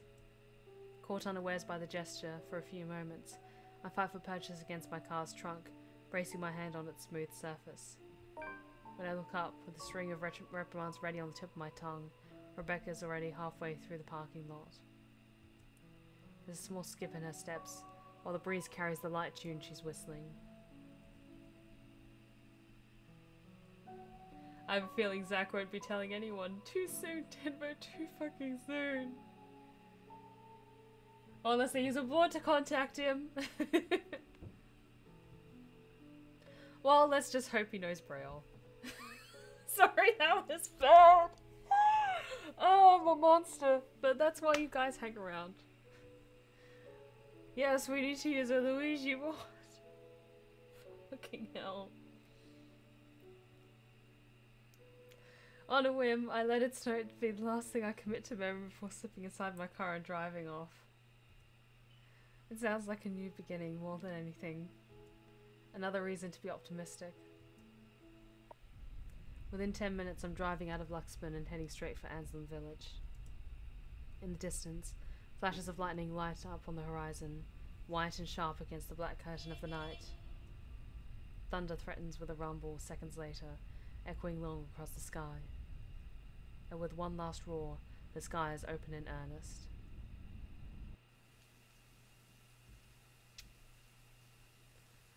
Such spooks. The rain falls in fast, steady sheets, creating shallow puddles on the dirt path, drenching everything the eyes can reach. Despite having grown up in this city, I still despise the rain. Living here doesn't mean I have to like it. Lucky me, I've reached the mansion before the downpour has turned torrential. The long slog from Anslem Village by foot has already made things difficult by the light drizzle and biting winds buffeting against my body every few seconds. By the time I found cover under the trees lining the vicinity of the mansion, my shoulders are already drenched. My hair is also sticking against my skin and out in every possible direction. Thankfully, the letter, taser, and gun I've brought with me has remained relatively dry. That's the most important thing. However, those are the least of my problems at this moment. Sometime after the housewarming party, scumbag, Wright, has suddenly grown a brain and tightened security around the mansion. Likely because of what Zack did. A guard is now stationed in every possible point of entry. The main entryway, the back door leading to the kitchens. Hell, it's almost a miracle no one spotted me once I entered the property, although that's probably because I've kept close to the forest. While I can always create a clever way in for myself under this deluge, it'll be difficult to do so without making much noise or leaving tracks. I don't really have the luxury either, do I? Considering how off this place feels since I've stepped into the property and the mansion came into view. Every light is off, even with the security personnel on patrol outside. The whole house itself feels empty, eerie, too quiet. Normally I'll pass it off as some kind of a power outage because of the storm. It's not a far-off conclusion when this place is almost in the middle of nowhere. However, something just feels wrong. Something happened here. Or about to. It's the sole reason why I haven't done anything yet. Simply observing, watching, listening for anything. I might be pressed for time, but I'm not a careless idiot. Although I need a way in, desperately so, moving without thinking will only endanger me. With so many unknown variables in what we're dealing with, I also have to act on the assumption that someone is always in danger, especially in this place. I can't act impetuously. As much as I hate Wright, I'm not about to cause his death because of one thoughtless action. There's a place he deserves to be at. It's in prison, not a morgue. So when a hoarse, painful sob suddenly rings out, above the loud pitter-patter of rain, only then do I stir. A woman? Perhaps a servant? It's coming from the forest? Just right up ahead, in fact. Not too far from the house. Regardless, I give the place a quick, wary glance before following the noise. Carefully, keeping to the shadows, one cautious step after another. Louder and louder it goes as I near, until it abruptly turns into a loud, desperate, anguished cry. I break into a run. One nervous hand ready on the gun holstered at my hip, and the other raised for balance I scurry across the dense understory. Dead leaves crunch under my shoes, but I pay it no mind. There's only the voice, the woman, and nothing. Abruptly it all stops and I am met with a sudden hush. Blank. Empty. Almost deafening in its stillness, even with my laboured breathing and pounding heartbeats against my ears. Behind me another branch breaks and...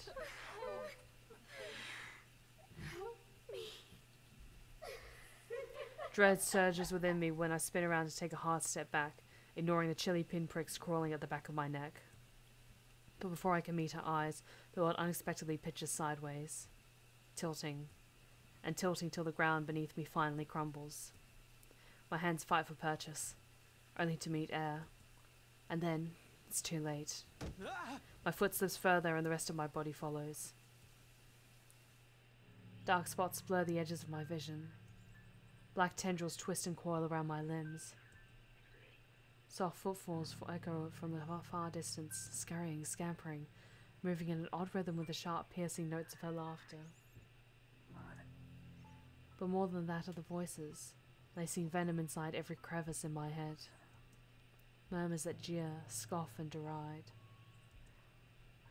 Over. It's because you didn't listen. And over. It's all your fault. And over again. Why won't you believe me? A reminder of what I've failed to do and of who I've failed. What I'm trying desperately to fix. A scream threatens to burst, but my throat closes off. Ever so slowly, a chill seeps into every nerve in my body, washing away every sensation in me, apart from one. There is only fear. Once again, her laughter echoes, a sound both bitter and unforgiving. It is the last thing I hear before she reaches for me. The ground trembles. The world slows to a stop. Half darkness greets me when my eyes finally snap open, the soft patter of dripping water somewhere spurring my consciousness further. For a few short moments I remain still, blinking away the dizziness. Allowing my vision to adjust to the lack of light and my breathing to even out first, before pushing myself up on one arm and attempting to stand. Turning alone is a struggle on its own. An inch of movement sends a stab of sharp pain right up my arms and my back, giving me another pause. Shit. I hope I didn't break anything.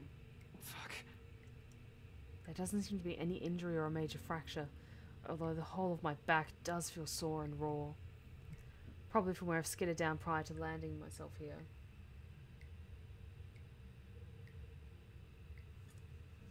Thank you, Valtharis. That's so sweet of you. I do my best. I try my best. A comforting thought. The second attempts come easier later, though no less painful. By the time I'm back on my feet, the exertion has left me gasping in short, shallow breaths and leaning heavily on the wall nearest to me. Behind me, it does seem familiar, doesn't it? Behind me, a light draft blows in from where I've fallen in, coming in short, sharp bursts into what's apparently an underground tunnel and brings in a fresh, earthy smell of rain from the topside. Regardless, it fails to mask the old, musty stench of this place, a mixture of mold, mildew, dust, grease, and something distinctively foul. Like death. More worrisome than the putrid, festering smell, however, are the cells that line both sides of the tunnel. Under the dim light, I can barely make out what's on inside of them, but I already have a few ideas, all of which I refuse to delve into at the moment. Excuse me. Knowing how long this mansion has stood, somehow, no matter how unexpected finding the existence of this place is, it isn't too surprising. I wonder if Scumbag knows about this. Probably not, unless he's also the kind of person who takes joy in inflicting this kind of suffering on others. I don't really think so. He's rotten to the core, but not that rotten. Oops. The very idea of what has occurred in this place years ago makes me real as well. I've known long ago that places like this tend to hold secrets. This, though, this is just the tip of the iceberg. I fear what I may discover in the mansion itself and the tale behind that fucking letter. But fear's inconsequential. As unpleasant as the sight of this is, this place might also be the only way for me to get inside unnoticed. Sighing and taking one last gulp of clean air, I push away from the wall and delve deeper into the passage. Let's just hope it'll be smooth sailing from here on. Turns out that alone is too much to ask for this early. No 20 paces into it, another sound abruptly rises above my footfalls, rebounding off the hollow walls and echoing inaudibly across the whole span of the tunnel before fading away just as swiftly as it rang. I pause nevertheless, straining my ears for more of it, while I gradually move my hand to my side, slow and steady until the tips of my fingers brush off the gun's handle. although cold against my skin. It's the closest thing I have to comfort at the moment. For a long minute I wait, holding my breath, watching every form, edge and shadow at the corner of my vision for any movement. After a heartbeat and nothing, I allow the tension to ease out of me in the form of a long, slow exhale that reverberates down the whole passage. Who's there? Marianne! Maybe it's because of what's happened earlier or how I've ended up here, or maybe it's because of my training. But in spite of the panic and fear in that voice, I don't immediately answer. Instead, I pull my gun free of its holster and wordlessly draw close to where the voice rings out once again. Afraid. Frantic. Weak? I'm asking you a question. Who's there? It's only after I've released the safety do I answer, while continuing my approach in a careful, steady pace. I think I should be the one asking you that. Who are you? Show yourself. I can't. I'm stuck in here. Well, a ghost will definitely not be saying that, or have a conversation like this, or be stuck anywhere.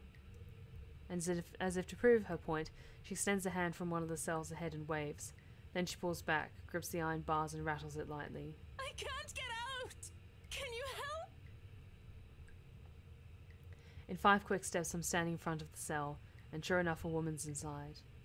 Slumped on the floor, holding the bars and with shaking hands, clinging to it as if it's the only thing keeping her upright. And not just any woman. You? McLaughlin?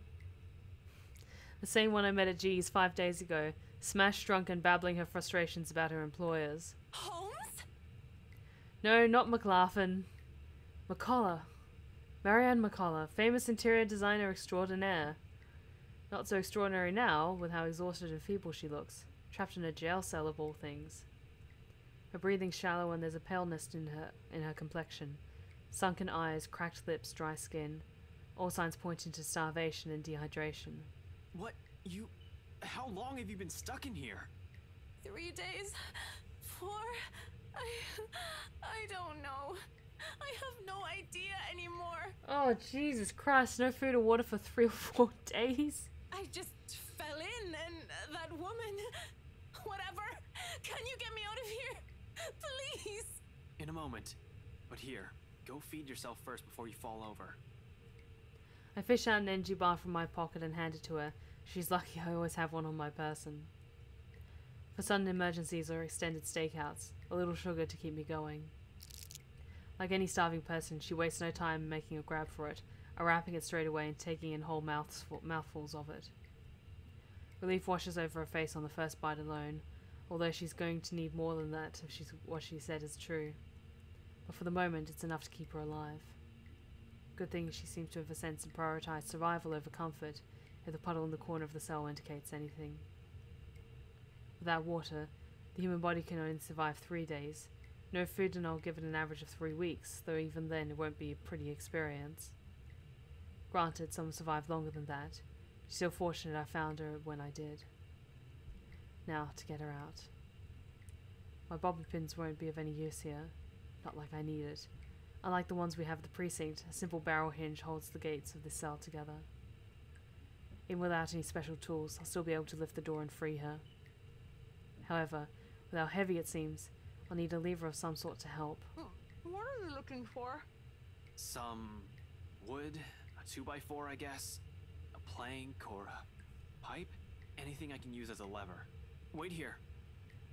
The hallway yields nothing but dust, dirt, and a few rusted chains scattered about. While I may find something in one of the open cells, I'm reluctant to check or even step in. We can't have another person trapped in here, however McCullough ended up inside. Well, there's no... My head snaps back to her. McCullough extracts a wooden board from under the mess of hay and twine near her. Without prompting, she slips it through the little space there is between the bars. It's short, but it appears thick and sturdy enough for my intended purpose upon closer inspection. Good enough. I hope. I get to work at once, anchoring the other side end of the plank at the base of the door and applying an ample force on the other hand. Takes a bit of effort, no kidding about the heavy part. Still, a grunt, gasp, a creak. In a matter of minutes, with a little help from her on the other side, the door eventually lifts off its hinges. It falls on the ground with a loud, ugly, metallic thud, but the sound of it puts elation in McCulloch's face. She doesn't even ask for help. As soon as she can, she hastily crawls out of the prison she has accidentally found herself in. More than happy to get out, despite lacking the strength to stand firmly on her feet. Thank you. Thank you so much. Oh, I missed you, sweetie. After the second day, I was so sure I was going to die in there. If you didn't show up... I don't even want to think about it. How did you even end up here? For a second she appears hesitant, looking away and fumbling awkwardly with her fingers. I was looking for something. Someone. A contemplative expression flickers in her eyes, something that's close to wistful, like when a person remembers a memory she's fond of. It doesn't last too long, but it still leaves me the impression that I've suddenly walked into something private. Something deeply personal for her. I'd rather not ask. So this whole tunnel, at the end of it, it leads right inside the mansion? The wine cellar. Right into the kitchen, then. There's a door of some sorts. I don't know. I think I pulled or pressed something somewhere. I was in a hurry. And I'm not sure if it'll open from this side. Hell, this place wasn't even in the floor plans. What do you mean? What do you mean? Does that really matter now? We have to get out of here. People died in this place. Kids! Oh God! Kids! I could have shown you, but that thing won't turn back on anymore. It's like it only waited for me to see it before shutting down or something. How long has that thing even been in there? But those poor kids. All because of that thing. Wait, hold on. What are you talking about right now? The bloody letter! Ever since I've read that thing, since that day at the open house, she won't leave me. But it should be fine now, right? I broke it. I broke all of it. She shouldn't be able to do anything now. Oh, Marianne, you might have a case of the crazies. Nicola, one at a time.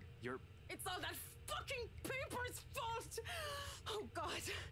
Oh God. Dear Lord in St. Adelaide, bless those poor souls. We're not safe here. We need to leave. If we stay here any longer... Nicola! Abruptly, she stops, looks back at me with wild, panic-stricken eyes. I've seen enough of it so many times these past few days, from my own friends even. To know she has seen things, the kind that'll easily make any person go mad. And perhaps we slowly are. The longer this takes, the faster our descent into it becomes. I can't even tell which one's worse, death or this. Seems like no matter what we end up with, there'll be something horrible waiting for us. I need to hurry.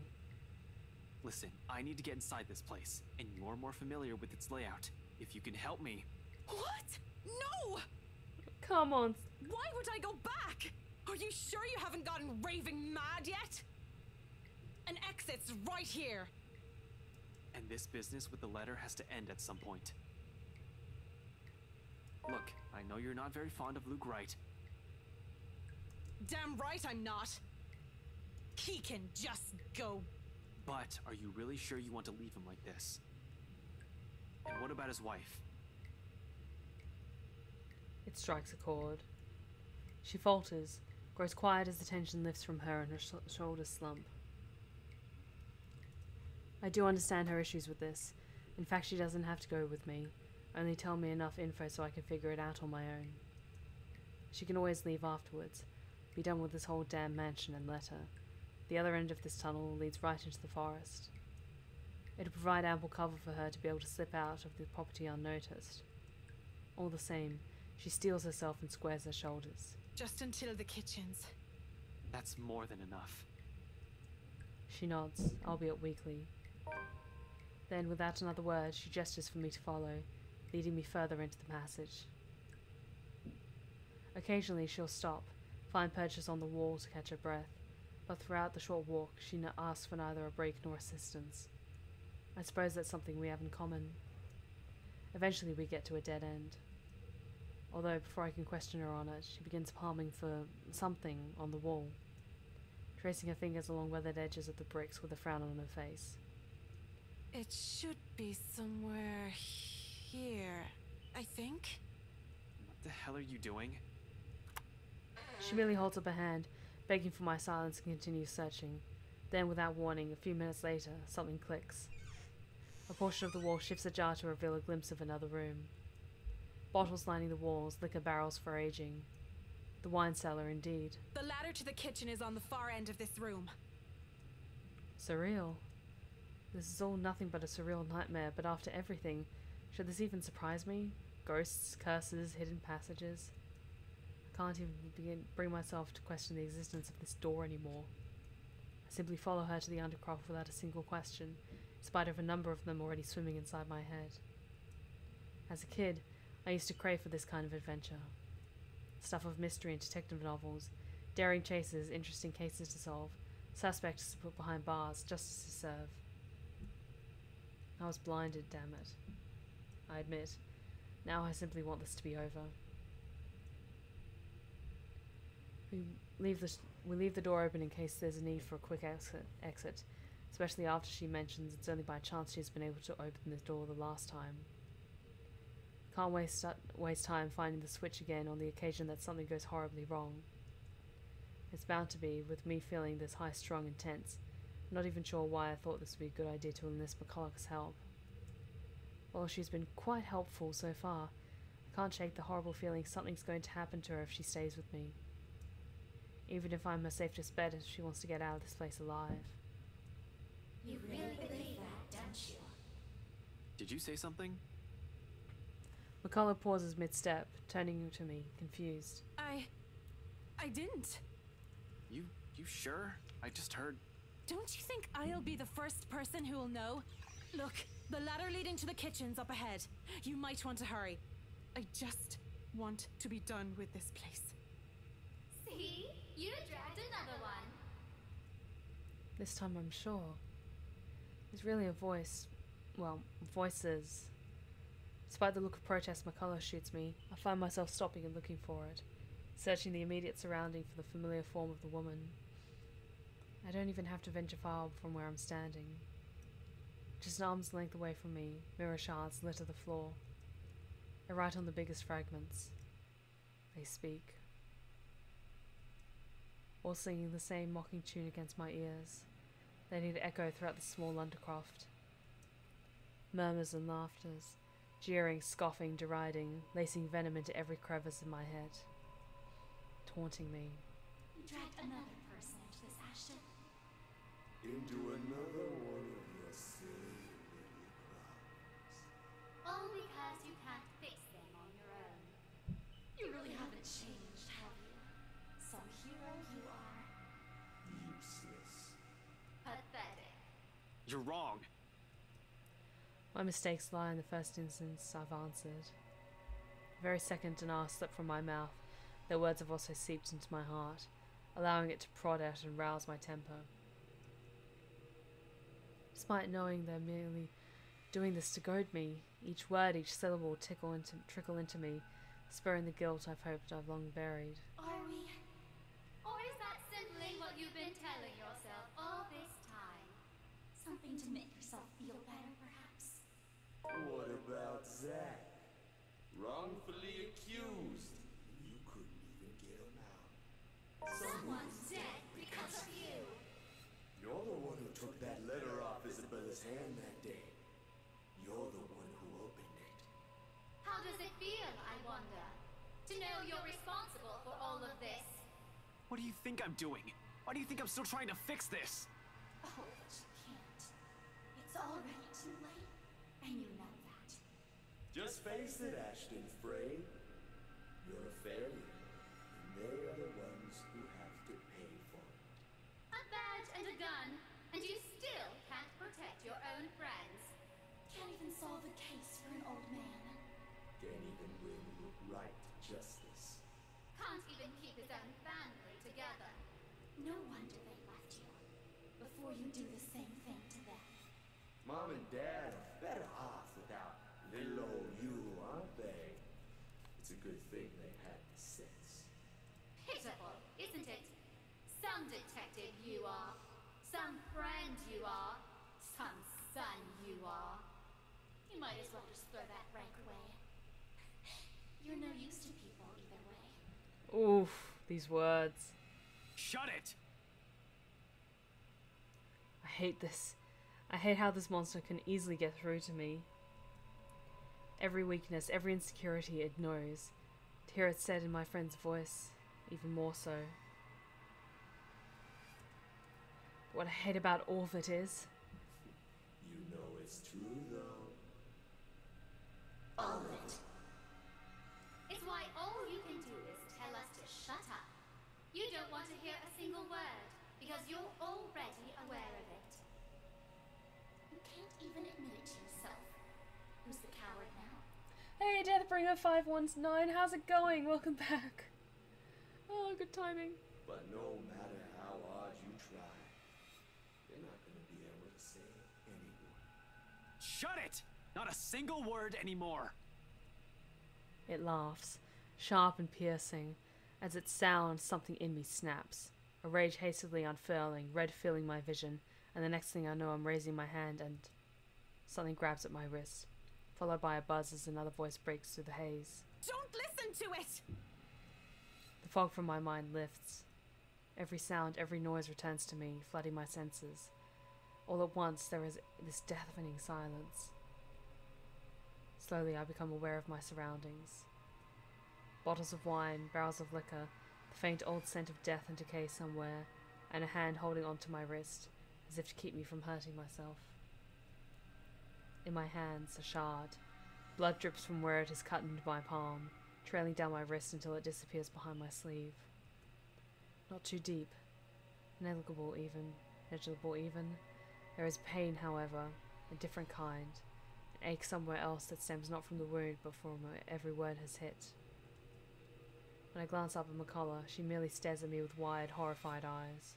Don't listen to it! No matter what happens, don't do what it says! It's how it gets us. My grip on the shard falters, but only after I nod and drop it entirely does she release her grip.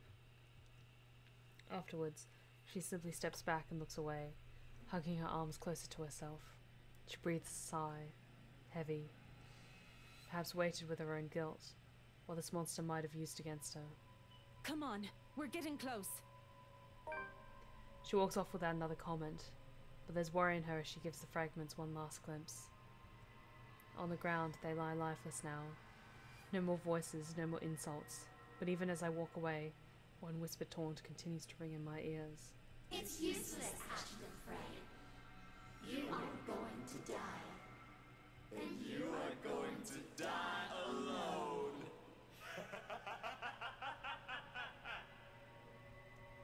A fear, one that has long kept in the darkest place in my heart, one that a small part of me wishes for. The trapdoor swings open without much fuss. It isn't even locked, probably left open when Wright asks for some midnight snack. I make sure the coast is clear, of course, before I pull myself and help McCullough up. The butler of theirs is nowhere to be seen. He's probably sleeping, attending to his master, or doing some extra late night shift work before turning in for the night. Meanwhile, Wright won't touch anything to do with menial chores, not even with a 10-foot pole. It's next to impossible for him to linger here. No servants, no anyone. And just as easy as that, we're in. Gently I close the hatch. If things go well, the same path will be our way out. If our luck doesn't hold, it's a non-option now, is it? I have people waiting for me. I really don't want to think of what might happen. Sometimes it's best if we simply revel in the little victories. They're great blessings when everything else is going against you. And in a place like this, fraught with unknown dangers, it's a feeling that lasts only but a second. Suddenly a sob, ringing out from some distant part of the house, echoing through its empty halls. Beside me, slumped on the ground, pale and breathing heavily, McCullough immediately tenses. Good to know that Zach is happy and most likely drinking tea with best ghost girl. I hope wherever Zach is, he's happy, at peace, with both eyes intact. Her eyes go wide and she grips the side of the counter with a force that might be enough to crack it, if only she has the strength. As it is, she can barely stand. She hasn't fully recovered, Makes sense of the 3 or more days without proper food or water. And it's this weakness that puts the fear in her eyes. She's aware. If something happens, if there's a need to run, she won't be able to. She's a liability at this point. Holmes, I really don't think going any further is a good idea. Look at this place. Everything seems fine.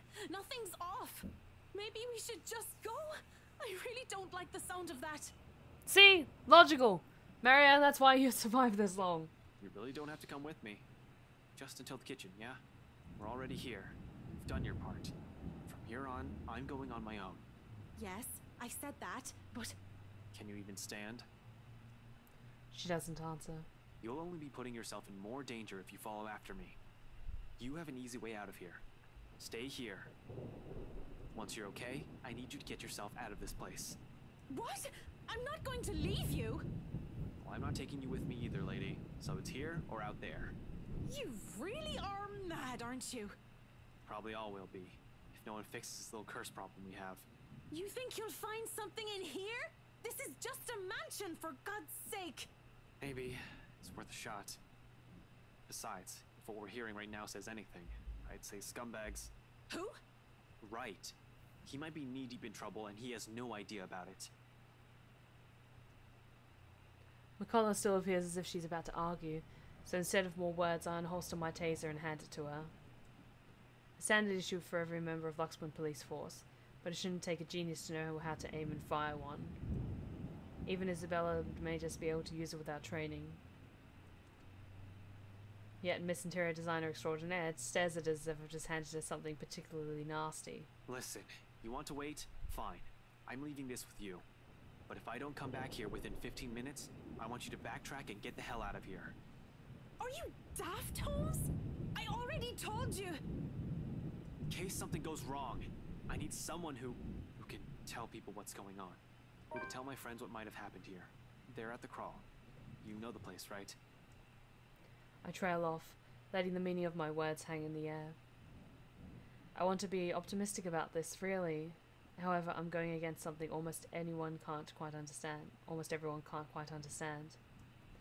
I'm just being realistic with my chances. Color seems to understand this as well as after what I've said. Any sign of protest has already died from her tongue, and she simply looks at the taser quietly. After a moment, she just nods.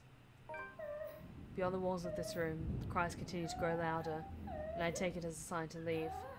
Without another word, I slip out of the door. Like a siren call, her voice beckons.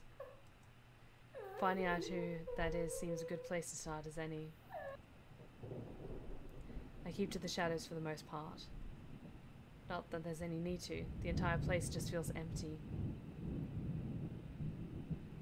Odd, when a house as big as this should have a large staff. Should have a large staff.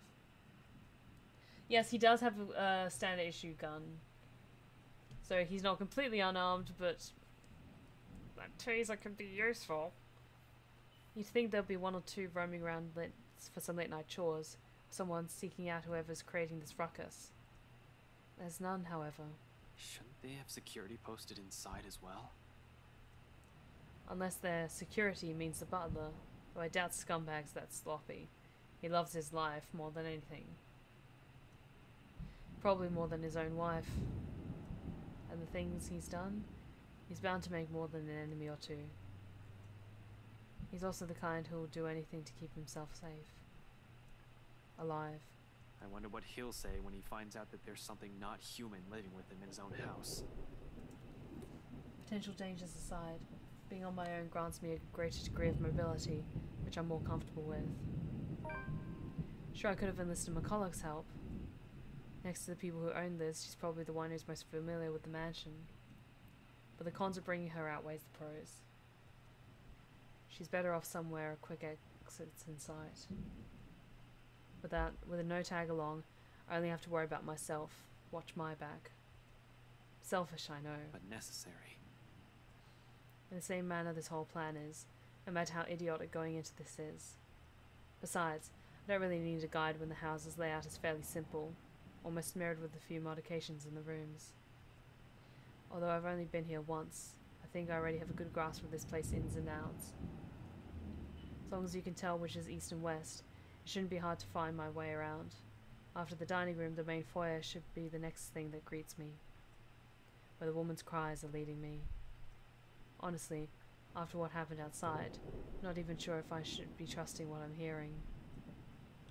With the whole house somehow seemingly devoid of any of its inhabitants, I'm inclined to look into this. More than surviving this curse, a huge part of this is my training speaking. I just hope this isn't a crime scene I'm walking into. But nothing's ever that simple, isn't it? Yeah, splitting the party. Good idea, Ashton. I know you don't want your friends to be hurt, but god damn it, you're stupid. Missy Dripheart! Holy shit, how's it going, girl?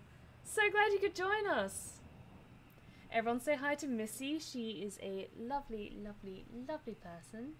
And she is a big supporter of Murphy and me and a lot of other us creepy narrators. So get to know everyone in the chat. They're very friendly. They don't bite too hard. Not when you're dealing with the supernatural. Nope. Because as soon as my feet crosses to the next room, something shifts. In a flash, nearly without fanfare. It happens in the blink of an eye. I almost miss it. One moment there's red.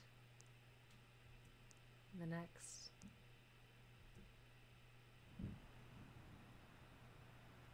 I'm standing alone in the foyer.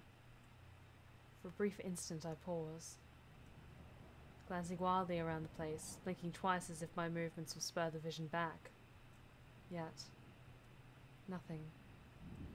No blood dripping on the walls, none trailing down the stairs or pooled on the floor, no eyes watching my every movement.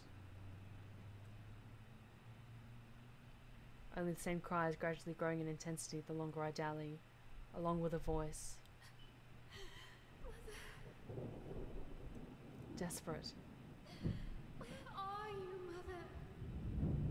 Pleading. Mother, please. I don't want to be alone. Coming from the same direction I've heard the cries from. Upstairs. The place is not entirely empty then. The better question now is who? Definitely not Scumbag or the butler. I've yet to see hide or hair from them. Not knowing their whereabouts puts me on the edge. I have to be careful not to make any noise or be seen. Maybe the wife? Though one can't really tell if it's her, the way the walls echo her voice.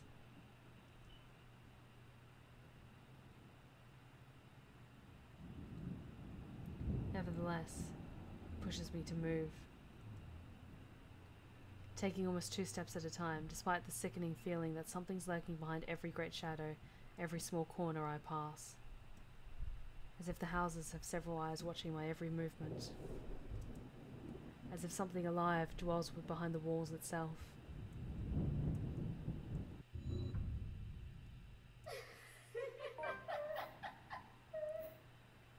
I try to shake it off, but the uneasy sensation has already made home in the pit of my stomach. Dread, and it only grows deeper the closer I get to her. The relative emptiness of the place doesn't help either. Neither does the harsh wind battering the windows and all the sheets of rain pelting down on the roof. For a fleeting second I find myself wishing for Scumbag to simply show up. I don't get too far down into that train of thought. Abruptly the cries stop, replacing it with... Mother, please. She's here. She's here, Mother. She's going to take me. She won't leave, Mother.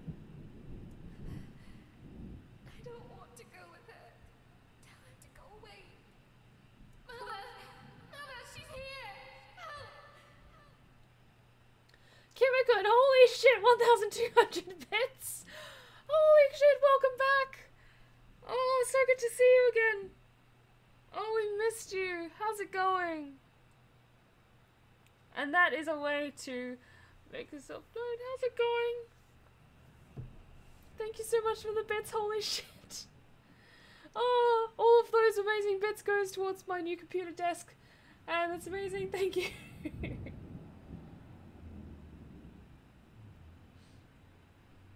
That can't be good.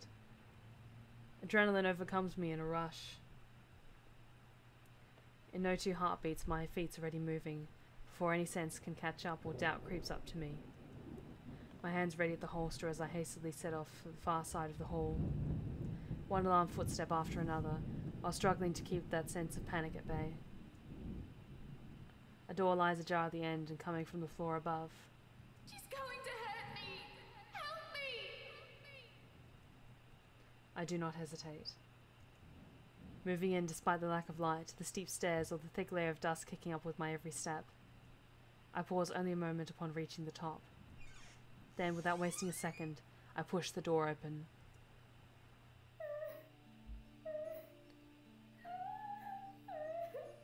She sits in the middle of the room, shoulders hunched, shaking. Her hands cover her face as she weeps, oblivious to my presence. It's as if she's heard neither my footsteps nor the soft creaking of the door, continuing undisturbed, like I'm standing in a time far removed from her. She doesn't even flinch when I call out to her. Hey, are you alright? Mother, I've done it, Mother. Take me with you, please. I can still hear her. She's here. Help me! Help me, please! Belatedly, I notice the blood on her hands. If it's the same one drenched the whole attic, I'd rather not know. How the whole room has ended up like this is the least of my problems at the moment. Even the single human body doesn't have this much blood. And so, bodies? The thought sends an unpleasant twinge in my stomach. Does Wright even know about this? He's bad news, alright. But this? This is beneath him. He will definitely balk at the first sight of it. Anyone will. Yet the woman lingers here, unmoved by the sight, letting her sobs fill the room, repeating the words over and over again like a prayer of salvation. To whom? The mess of parchment she has left on the floor? Just what the hell is happening? Hey, lady, are you? The rest of that question never makes it out. I don't even see it coming. Should have been more aware and on guard, really. But there's little I can do when a well-placed blow at the back of my knees makes me stumble. The momentum alone sends me reeling forward. It barely even registers in my head that the woman's gone and the room's as normal as it can be. Not above the pain suddenly shooting up my sides when I hit the floor. Oh god, that sounds like a nightmare, Kumikun. Oh, I'm glad you finished work for the day, and I hope tomorrow you don't have to lug that much concrete around. I don't even have the chance to get my bearings back when a hard enough blow to the stomach causes me to buckle down and land heavily on my knees. Gasping, I fumbled wildly for my gun. Although before I'm able to turn, level it and shoot, a hand grabs my wrist and twists it. Hard. A gasp. A grunt. A cry of pain slips past my mouth. The gun falls to the floor with a thunk. As soon as it lands, a foot kicks it out of my reach and it slides uselessly under the bed. Agony suddenly explodes in my chin, jerking loose a sharp cry of pain and stars fill the edges of my vision. A brief moment of regret hits me before leaving my taser with my collar when a piece of cloth closes around my neck. Without warning, my attacker pulls. Tight. I'm left gasping, choking and clawing for air, blindly reaching behind me as I still try to fight him off and loosen the pressure on my neck. Except any sort of movement only causes him to pull it taut. My, so many rats scurrying about in this mansion lately. You, writes Butler. Shit. Tell me, what did you do with the madam? I have no idea what he's talking about. Did something happen to Hannah Wright? Let go, you asshole. Now, Dummkopf, you're in no position to be rude. Last time I checked, I'm not the one breaking into other people's homes. Now answer my question. What did you do with the madam? The pain rings and resonates through my already sore body. Still, I manage to ride it out and spit a mutinous. You. Keep that dirty mouth babbling and you're getting a knife in the kidney. I assure you, it will be more painful than this. He really doesn't need to threaten me by now. It's all too much to bear at this point. My lungs feel like they're burning with the lack of air. Dark spots begin to fill the edges of my vision. Ever so slowly, the world around me dims. My consciousness rapidly slips away from me, and without meaning to. Get away from him!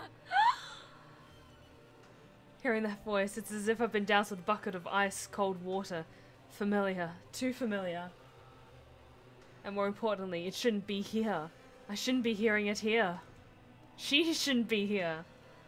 Immediately, my eyes snap open. And right there, right on the attic's doorway, stands Isabella of all people. A rolling pin in one hand and a standard issue police taser in the other. My taser. She must have borrowed it from McCullough.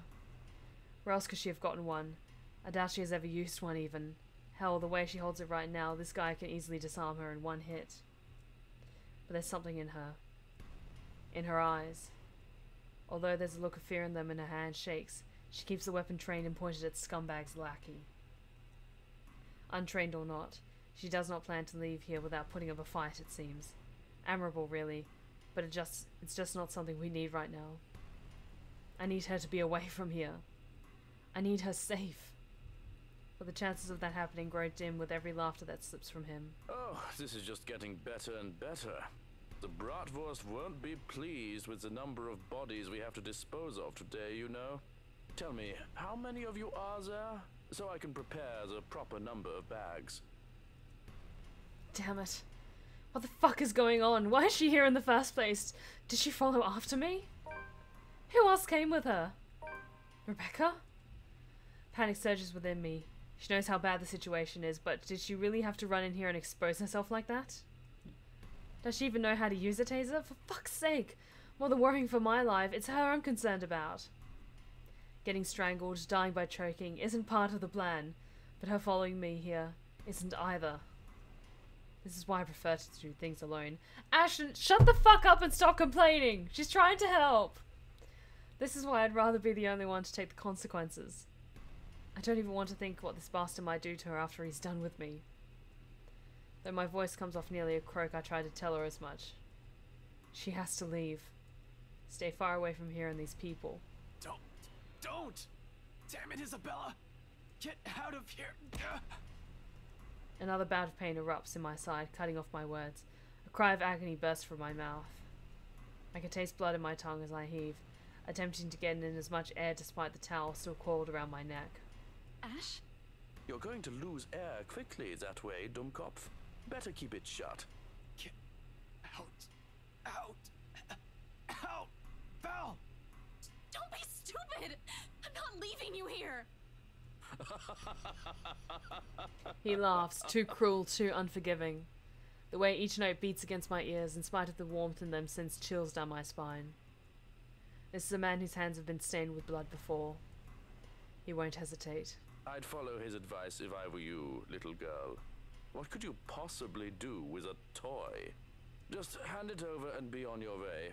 It'll probably be too difficult for a little girl like you to use. There's a moment of silence. Fuck, I can barely keep my eyes open.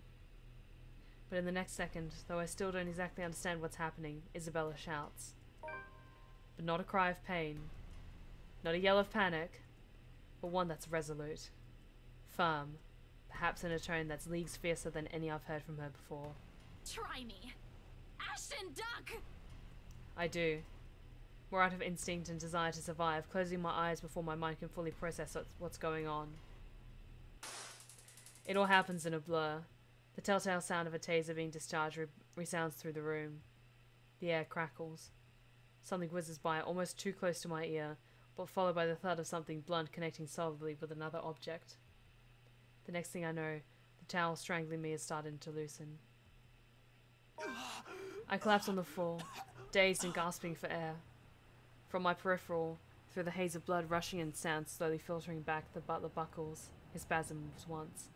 Then, without much fuss, falls face first beside me, knocked unconscious by 50,000 volts of electricity and a fucking rolling pin. He'll be out for a while. I'll have no idea whether I should laugh or cry at that. GentlemanPhilosoraptor, how's it going? Great to see you again. Welcome back. Somewhere in front of me, my oxygen-deprived brain vaguely registers Isabella's form. She slumps on the floor, also breathing heavily. Right next to her trembling hands, both the taser and the rolling pin lie useless and forgotten, while the mood in the room eases.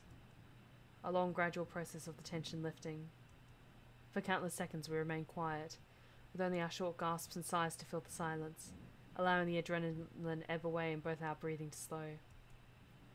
Not a true repose by any means, but simply a brief respite. There's still the curse. We're still inside the mansion, in imminent danger. We still have no idea how to fix this. Outside, the rain seems to only intensify.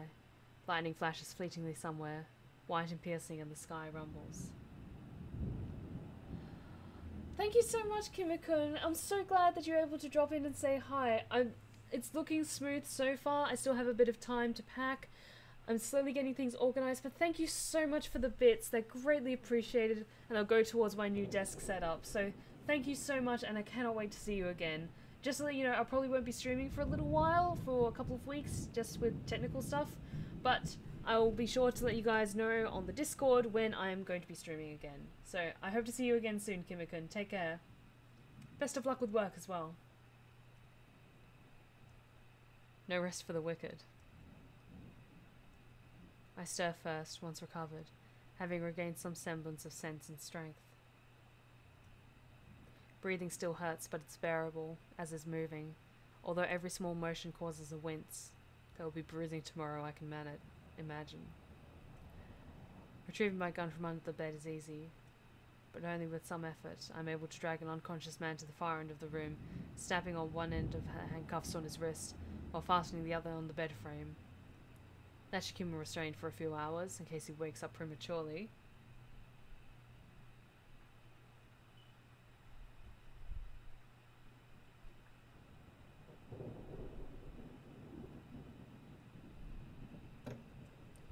All through this, Isabella stays quiet.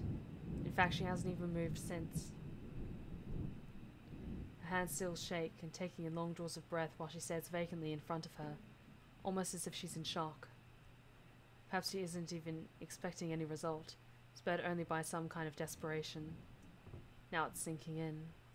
Unfortunately, we need to get moving. We don't have time to wait for everything to register in our heads. Kneeling in front of her, I give her a light shake. Belle, we need to go. We can't stay here. Slowly she turns, staring at me with wide eyes. Worry flickers briefly in them along with something ineffable. Then, without warning, she lifts a hand and slaps me right across the face. The sound of it cracks the air, shattering the silence like a fragile glass breaking. Drawing art of me is more than okay, Missy. More than okay. I would love to see it. Thank you. Despite the familiar rumble of thunder outside, it manages to ring louder above the storm.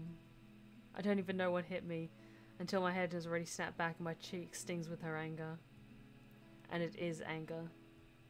In spite of the stillness and the lack of words afterwards. Not fuming though, never fuming, but the kind that burns lightly and soundlessly. Frustration instead of seething rage.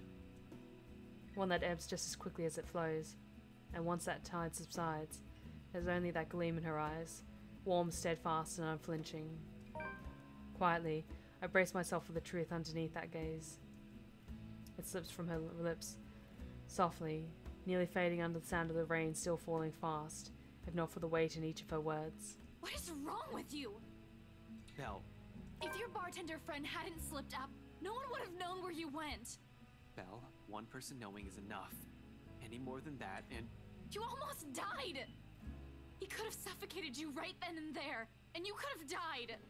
And by the time anyone ever finds out, you're already fertilizer. She's not wrong.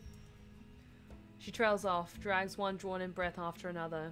A brief lull as her frustration finally gives, dissolves into something more pensive and somber. Her shoulders droop under though her voice rises hoarse and wary, and her next words there's only certainty. You count too, you know. When I said, that night when I told you I don't want to lose anyone anymore, that includes you, alive. We're still here, Ash. You have us. And once their meanings fall raw, it does so not with the force of a dam breaking or a raging storm, but with a gentle, steady warmth of a heart burning, an ember easing slowly, lightly, rising and giving, until all that's left is truth and understanding. Not alone. Never alone. It lingers, even as we both drift back into silence and her words take root, because in the gratitude that swells after is another warmth blooming. Pleasant, welcoming, like finding home, like finding ourselves in the haze a squall is left, creating something fragile, yet immutable in both of us. It's in her eyes, in the way she holds my gaze unwavering, in the way she carries herself despite sitting amidst a place she fears, in the way she keeps herself from trembling and falling apart, because fear is inconsequential when people she cares about are at risk. A change. She realizes that now, holds on to it. Another little thing, another small thing from her that may go unnoticed and pass by quietly, will eventually amount to a lot of things. Missy, thank you so much for the follow. I'm really glad that you're enjoying my streams, and I hope you're able to make it to more of them in the future. Tiny gestures that mean nothing at first, but begin to matter to me one day until... Oh. Despite myself, a small smile slips from my lips as the same warmth from earlier unfurls in my chest. Unhurried, familiar, and bright from all these years I've carried it, but have never given the words for it. Stop smiling like that, Ashton. I'm not done scolding you. But this time they come easy. I heard all of it. Don't worry. Are you really okay? That guy hit you a little too hard on the head. Here, let me... I reach up just as she extends a hand towards my face, catching her wrist in a light grip, drawing it closer, and folding her hand in between mine. Although her expression does shift into mild confusion, she does not pull away like I'm expecting. She simply stares at me, searching. For her to allow a gesture from me that's perhaps too close, it tells a lot how far things have really shifted in the past few years. Cradled in mine, her hand still trembles. Most of the tremors are already subsided by now, though I doubt it'll fade away this soon. Even as I trace the lines of her palm, in what I hope is a comforting gesture. I'm sorry, Val. For what? Is this about what happened tonight? You can apologize later, when... No, well, this too, but it's not just about this. It's for a lot of things. For calling me clumsy, and careless, Oh, Ashton! scatterbrained. Are you sure this isn't a concussion? Yeah, good question, Isabella. You would think that, wouldn't you? Well, you don't usually apologize. Yeah, I know. I'm sorry about that too. For all the times I've teased you and made you cry. Unexpectedly, her fingers tighten around mine, our hands falling between us as something tender shifts in the air. Another exhale. Another drawn breath eases out of me, filled with every hesitation and uncertainties, and when I finally choose to break silence, it's only when I know that what will slip past my mouth is the one truth I will hold against the world. But for all those callous words, despite all those, there's nothing I don't love about you.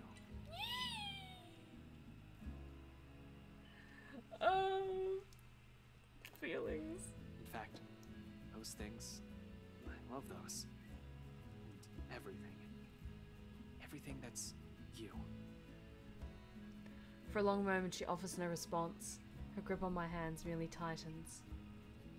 Although my heart's pounding hard against my ears, I take a chance and look up. Slightly leaning away and giving a cautious glance, more than ready to hear her rejection. Instead, I find her on the brink of tears, with an almost unreadable expression on her face. When she notices my eyes on her, she hastily reaches up and wipes it with the back of her hands. It does not keep them from falling, and soon they trail down her cheeks, despite her best attempts. Say this panic shooting right up at the base of my throat is a complete understatement. Cool. See you later, Missy. I hope to see you again in a future stream. I'm not going to be streaming for a few weeks, but when I do return, you'll see it everywhere, like Twitter, Instagram, all that kind of stuff. So, awesome. Take care, and if you do draw something of me, I would love to see it. So, be sure to send it my way, okay? See you later. This isn't how I've expected this to go. Hey, Belle, did I say something wrong? Why would you? I don't even have anything. What? I don't have anything. I'm not rich. I live off instant noodles almost every day. Oh, sweetie! I can't do anything properly without someone helping me. Except maybe if it's drawing, but that's beside the point. I didn't even get to graduate, even if I was so close. I'm not even sure that scholarship will get me anywhere. And ever since I came here, in the 5 years you've known me, I've got us into all kinds of trouble. So why would you even say that? I'm not... Maybe it's the moment itself that spurs me to it. The desperation, the fear of almost dying. That I've already said more than what I usually allow myself, and I might as well finish before I lose my nerve. No matter the reason, I reach out for her. Gently. So unlike the way she barged into our lives so many years ago. The way she came in would leave a terrible impression on anyone, really, and yet it's people like her that you don't easily forget. It's them that gradually worms their way into a person's life, till the very thought of losing them becomes unbearable. Isabella trails off once my palms brush against her tear-stained cheeks, but she neither pulls away nor pushes my hands off. Rather, she looks at me wide-eyed, with another searching look. I have only one answer for that. It doesn't matter. All of that is still you, and that's enough for me. No promises, only truths. Perhaps the only genuine thing I can offer her at the moment. I don't even know what will happen or if we'll ever survive this. So instead of words, I lean in, our foreheads briefly touching, before brushing my lips tenderly against hers. Yes! Fucking finally! The kiss is nothing intimate, by any means. There's a brief second once our lips touch when she tenses, unsure. A long moment of not knowing what to do with her hands, until she settles them on me, slipping it up my arm in a light grip, afraid, too afraid to make a mistake or hurt. But for now, it's enough. It's the closest we can come to it. Rather than give out empty promises or grand proclamations, we have this. Something she soon understands as her shoulders ease and she permits me to draw her closer, deepening the kiss. Softly and gently, a short second of simply allowing the world to melt away around us and this to roar above anything else. Like every little thing between us that is built up to this single point in time. Valtharis, thank you for the 5 bits for love. A moment that becomes ours, and ours alone. Something to hold close until all of this is over. We part later to the sounds of the world rushing back around us. Thunder, rain and lightning. All to remind us both of a reality we have to face. Enough to dampen the mood and force back the worry I've temporarily forgotten. Yet when I glance back at Isabella, all she has for me is a small smile, bright and hopeful. And it is strength enough. Shadow Fang with 500 bits! This made my day. Thank you so much! Oh, I'm so emotional right now. Thank you! So many emotions. One that I try to draw from when I rest my forehead against hers one last time, before leading us both out, her hand in mine.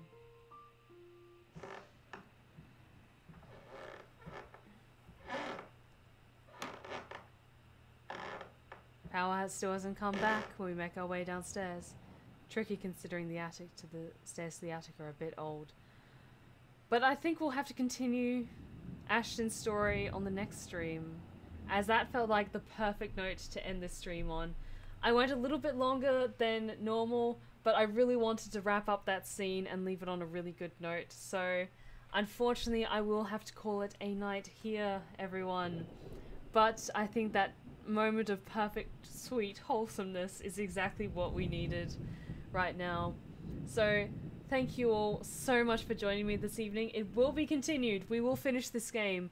Sadly, it's probably not going to be for a couple of weeks. You all understand I harp on about it all the time. With moving, getting things set up, it'll be a little bit tricky, but I'll be sure to let people know via Discord, for the on the VIP lounge, and on Twitter at Swan Quills. I'll be sure to let people know for when I'm going to be streaming next, when I'm off my hiatus, and all that good stuff. So, unfortunately, we'll have to put a lovely bookmark in place at the moment, but we will continue in a few weeks. Thank you all so much for your understanding, for your patience, and most of all, thank you so much for coming here tonight and sharing this with me. It wouldn't have been the same without you guys being by my side this whole time with all these ups and downs, because this was an intense stream. There was a lot of shit going on in this stream, and I'm so glad that there's so many of you guys here to share it with me. So thank you all so much for joining me, and thank you so much for the bits. Holy shit, thank you so much for the bits, everyone. They're all going towards the furniture that I need to buy for my new place, so every bit is greatly appreciated. It's all going towards my new computer desk, because I really want to try and upgrade my streaming setup so that when I return to streaming, it'll be new and improved and a lot smoother. So thank you all so much for your amazing support, for bits, and if you've been hanging out in the background and you like what you've seen so far, consider hitting that follow button. We would love to have you back at the Blue Rose Respite. You're always, always welcome here.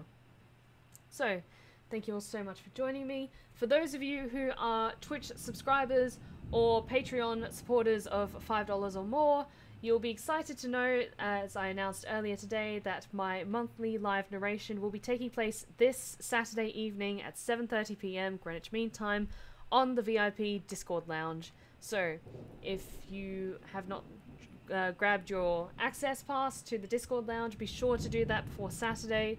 I'll be starting at 7:30 PM Greenwich Mean Time, going until 8:30 Greenwich Mean Time. So I cannot wait to see many of you there who are my amazingly generous Twitch subscribers and Patreon supporters, and I'll be sure to try and pick some stories that are very special for the occasion. It's a little bit earlier in the month. I typically do my live narrations at the end of the month, but because things are going to be a bit chaotic, I wanted to get it done and make sure that you guys got your monthly live narration, before the month was up and things got crazy with the big move.